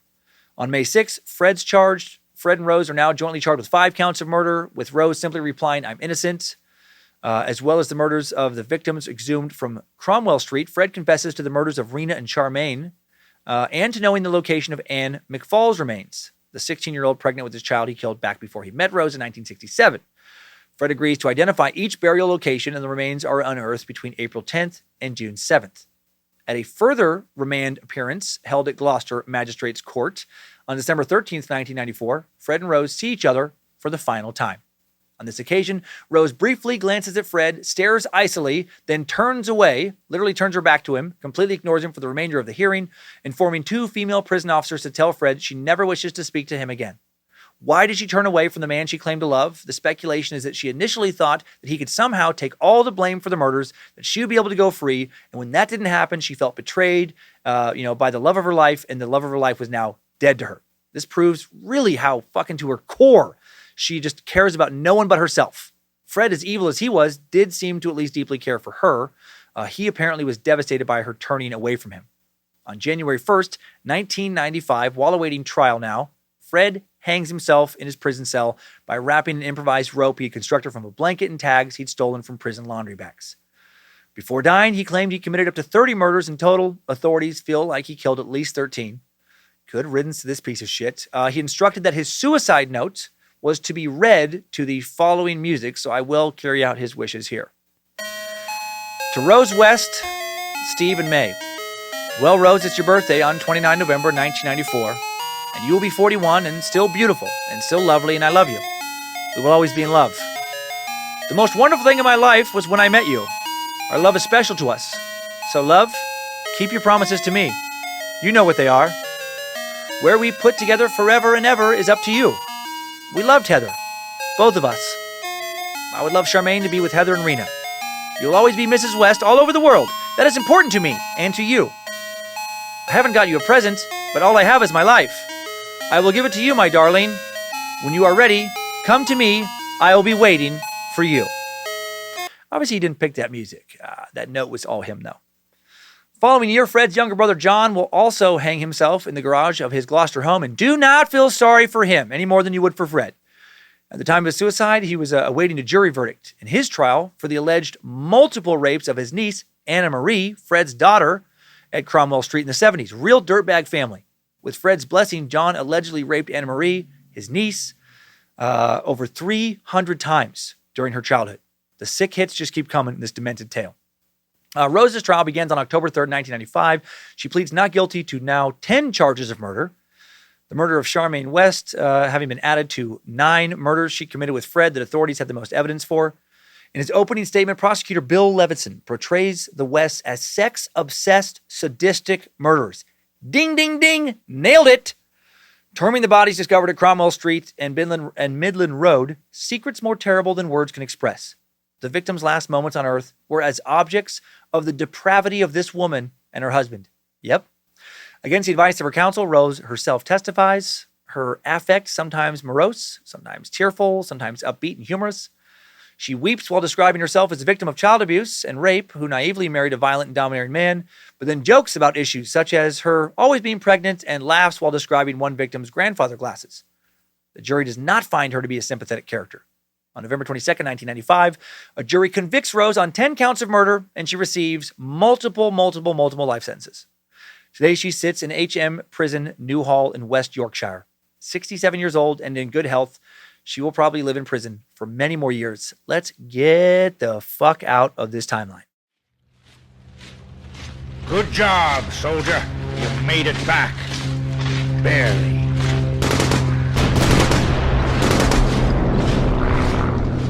Fred and Rose West have been sucked. Gotta say, this is an episode that made me feel, via comparison, like one of the best dads of all time.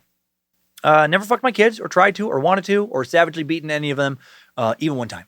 Dad of the year! Where's my trophy? What fucking dirtbags this pair was. Both such creeps. So much of the monsters they became can be traced back to their childhoods, but also many others who have horrific childhoods didn't become the monsters they did. There was other kids in their, childhood homes that didn't become monsters. Why were they so bad? Was it because they met? They hadn't met and formed a sick little world of their own creation? A world where only Fred and Rose's pleasure and happiness mattered? Would their victims be alive today? Difficult to say. Probably, at least many of them. Rose was certainly sexually aggressive from a young age. She molested her brother, would go on to molest her own children and abuse them. With Fred, she became the person that would make the first move towards victims, initiating sexual contact or relationships before things took a dark turn. Caroline Owens, Anna Marie West, several other survivors of sexual assaults at the West hands each testified at Rose's trial that she had been by far the more calculating of the two, the more aggressive, the more controlling of the two. Owens stated that at one stage in her ordeal, Fred said that they had abducted Owens primarily for Rose's gratification. Fred and Rose's son Stephen has publicly stated that his mom was by far the most vicious of the two, but had she not met Fred, would she have done what she did on her own? I think she probably would have been a murderer, but not a serial killer. I mean, she did kill Charmaine, before she and Fred killed anyone together. I don't know if she would have done the rest, but who knows? Fred would have for sure been a serial killer without Dozy Rosie. I mean, he was. He killed his ex-wife, Rena, on his own. He killed another woman who was pregnant. A third woman he killed. I mean, technically there, like 4 people. Those are the only murders that would be attributed only to him. Would either of them have killed as many as they killed had they not met each other? I doubt it. I have to think that while they both seemed plenty evil on their own, their sum was greater, or I guess darker, than their individual parts. Fred and Rose West, known to have committed over a dozen murders between 1967 and 1987. Many of those connected to the case believe there are several other victims whose bodies have just never been found. The West House on Cromwell Street, demolished in October 1996. Every piece of debris destroyed to discourage potential souvenir hunters, and nothing else built on the grounds. Painfully, their legacy still lives on, though, in the trauma of their children. In 1999, Anna Marie West attempted suicide by drowning herself. Luckily, she survived. Stephen West, also known to have made unsuccessful suicide attempts, tried to hang himself in 2002. The couple's youngest son, Barry, did take his own life via a drug overdose in October 2020, not that long ago, at the age of 40. So more sadness in this sad story. Let's now head to some takeaways. Timesuck Top 5 Takeaways. Number 1, Fred and Rose West killed 3 members of their own family. Fred's first wife, Rena, his daughter, Charmaine, and their first daughter, Heather, firstborn daughter. They killed somewhere around 9 more young women, at least, buried them in the cellar and the patio. Little Stephen even helped dig his own sister's grave. Number 2, Fred and Rose West had upbringings that truly made them the perfect or worst storm together. So much abuse and incest, almost no sexual boundaries. When these two got together, it was an instant spark of sadistic sexual chemistry. The combination of their codependency, strange sexual behavior, propensity for violence led to a house of so many horrors for their children, over a dozen deaths, and who knows how many additional rapes and molestations. Number 3, Fred and Rose were true perverts in every sense of the word. Rose worked as a prostitute while Fred watched his wife have sex with clients. They frequently trolled the streets for, members for threesomes. They raped several young women. They sexually abused their daughters in a variety of ways. Number 4, Fred ran over a 4-year-old in a fucking ice cream truck. And he led such a terrible life that doesn't even register as one of the top 10 worst things he ever did. Number 5, new info. In some cases of romantically linked couples, someone who may not normally commit crimes on their own will be drawn to a person they know is committing crimes and become sexually aroused at the thought of them committing the crime and then commit crimes themselves. This is a condition known as hybristophilia. The common term for this phenomenon is Bonnie and Clyde syndrome, aptly named after one of the most famous cases of outlaw couples. We sucked those outlaws back in episode 39. Other real-life examples of this are women who are drawn to men in jail. These women will seek out relationships with these men and in some cases get married to them, commit crimes for them while they're incarcerated. We've talked about that phenomenon several times. I still don't understand it at all, but here's what the experts say.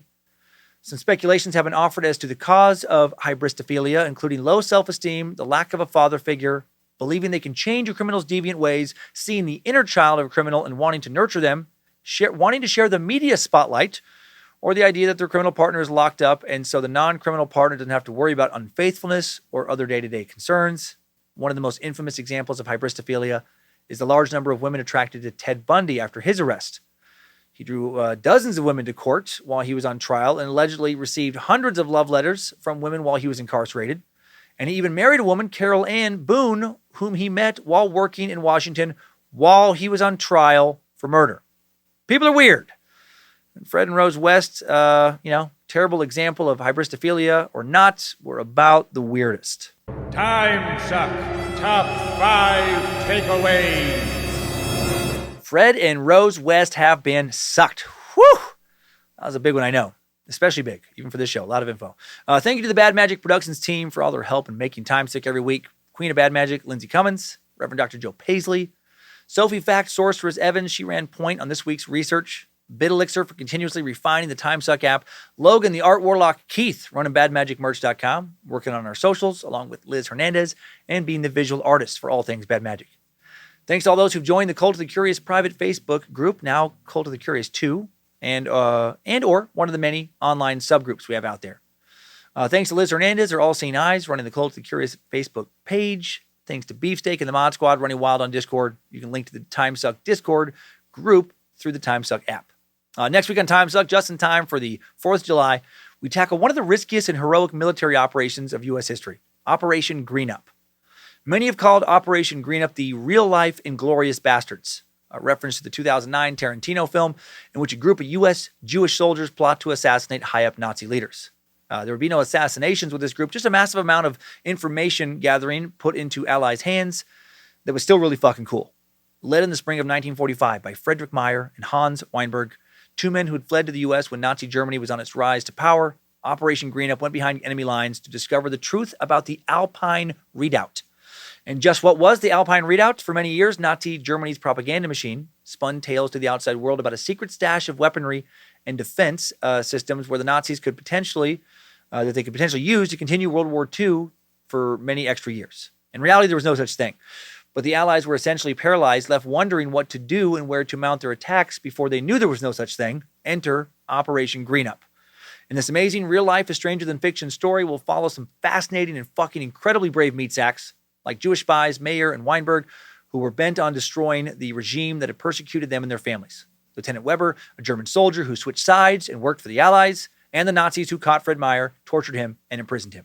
What happened next? Tune in next week on Timesuck to find out. And now let's head on over to this week's Time Sucker updates. Updates? Get your Time Sucker updates. I figured I'd get some pronunciation updates from last week's Cthulhu Suck. Here's a quick one from a smart sucker, Brandon Ryan. One of the many to point out my problems with the word I didn't expect initially to be a problem. He writes, Suckmaster, you completely and utterly botched the pronunciation of mythos for 95% of the episode. Google the word, hit the speaker button.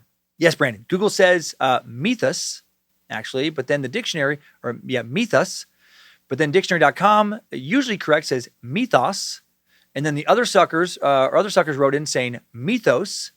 Some say either mythos or mythos. I like these last two. After looking at all the variations, mythos.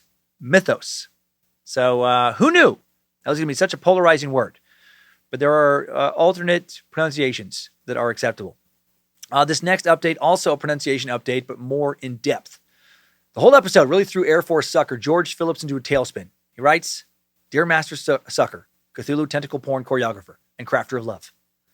After listening to your recent podcast on the Cthulhu mythos, I was at first irritated by your pronunciations of mythos, bass, and cyclopean. Thank Nimrod, you got Cthulhu correct, or I'd have diarrhea in my brainstem. I was always under the impression that mythos was pronounced like mythos, like a cereal that doesn't exist yet in our universe, but should also taste like Cheerios dipped in some kind of eldritch semen. Nice. That bass was pronounced without the S sound. Think the old nursery rhyme, ba, lizard man, have you on adrenochrome. Yes, Mr. President, 3 babies full. Well done. And that cyclopean was pronounced cyclopean. Insert dumb, immature pee-pee joke here. or P-joke here, sorry. After cringing for a bit, I asked myself, WWDD, what would Dan do? The answer is that the mushmouth Supreme would research and learn how things are pronounced. Holy flying snakes, I learned that there are alternate ways to pronounce these words. Although bass sounds nothing like bass the instrument, but can pronounce like bass the fish. All that to say, thanks for teaching this linguist something new and making me crawl up from my depths of pronunciation comfort zone to expand my own knowledge. I've enjoyed listening to the Suck for several years now. After being turned on to it, hey Lucifina, by one of my NCOs when I was working many a long night shift for the Air Force. You're a constant source of knowledge and laughter for me, and occasionally an allergy attack. Not sorry one bit for the long email. If you do read this on air, I want to give a shout out to my beautiful wife, Dulce, and our newborn daughter, Ambelina, who will learn the magic of Bojangles and the ways of Nimrod before she can walk. Thanks for all you do. Keep up the great work. May Cthulhu bless you and your family with a millennia of memorable dreams. Sort of sincerely, George Phillips, T. Sergeant, U.S. Air Force. Thank you, George, and thanks for your service. Language, right? It's ever evolving, so challenging. Regional dialects, like my hillbilly rural Idaho one. All of our mouths are built a little bit differently. Some of our tongues don't want to move like other tongues. Some of us have other impediments. There's common usage and evolvement. The fact that our language, English, is spoken by so many different nations, each putting their own flair on it, makes it a little more confusing. I appreciate you looking further into all of it yourself. It's more nuanced than many believe. Enjoy that beautiful family of yours, and congrats on the new baby. Great name. Now some comedy. Funny sucker, Paul S., wants some fucking Whipple and even wrote his own ad for me to read. Paul writes, "Hey, you! Yeah, you! Get your dick out of your dog and drink Whipple! Made with the most extreme ingredients like acetone, lithium, freon, and acid. God helps those who help themselves, and with Whipple, you can help yourself to God's mother on the veranda. When you drink Whipple, you'll be able to drop kick anything. Your neighbor, your neighbor's pets, your neighbor's children, fire. When you drink Whipple, you can drop kick fire. Any fire, bonfire, campfire, kitchen fire, forest fire, fireflies. Drop kick fires in your neighbor's face, your neighbor's pet's face, your neighbor's children's faces. So put down your monster, pussy. Grab a drink that'll put you through second puberty and watch everyone in a 50-foot radius get pregnant with each swig. Drink Whipple! Now in flavors like Demon Lemon, Garbage Juice, and Howitzer." End ad read. Hope it made you laugh. It did make me laugh, Paul. My favorite part was Howitzer flavor. Those are way too fun to do. Another very quick pronunciation update now. Got a lot of these. Sci-fi sucker David Thornberry writes, "It's Rod Serling, not Sterling." Thank you. I know, David, I know. I love Rod Serling, Twilight Zone creator, and I constantly throw a T into his name. Have been doing it for years. I feel bad about that one. No disrespect to the great Rod Serling, master of weird. And now let's end on a nice little shout out. Thoughtful and caring sucker Lauren Streba writes, "What's up, Suckmaster and other Suck team members? Writing in to request a special shout out, please, if possible. My best friend, who I got into the Suck, started a new life adventure a few weeks ago. Her and her boyfriend are now digital nomads, driving around the country to see everything while working remotely." That sounds so cool. "I just wanted to say hey to you, Madeline. I love you. I miss you. And I'm so proud and happy to see you following your dreams and living life how you want to. You're a boss bitch." And truly an inspiration. Thanks for your time reading this, even if it doesn't get read on the show. Appreciate all you do, keeping us suckers entertained and educated on stuff at least I know I wouldn't have otherwise ever known about. Cheers. Thank you, Lauren. I love the phrase boss bitch. Be a boss bitch. Live life the way you want to. Travel safe, Madeline and boyfriend. May Nimrod keep you both safe, and may Lucifina keep you both entertained, you boss bitches. That's all for the rest of you boss bitches for this Timesucker update. Thanks, time suckers. I needed that. We all did. Thanks for listening to another Bad Magic Productions podcast, Meat Sacks. Please do not fuck everyone in your house this week, unless you only live with your adult lover. In that case, keep on sucking. Interpret that how you will.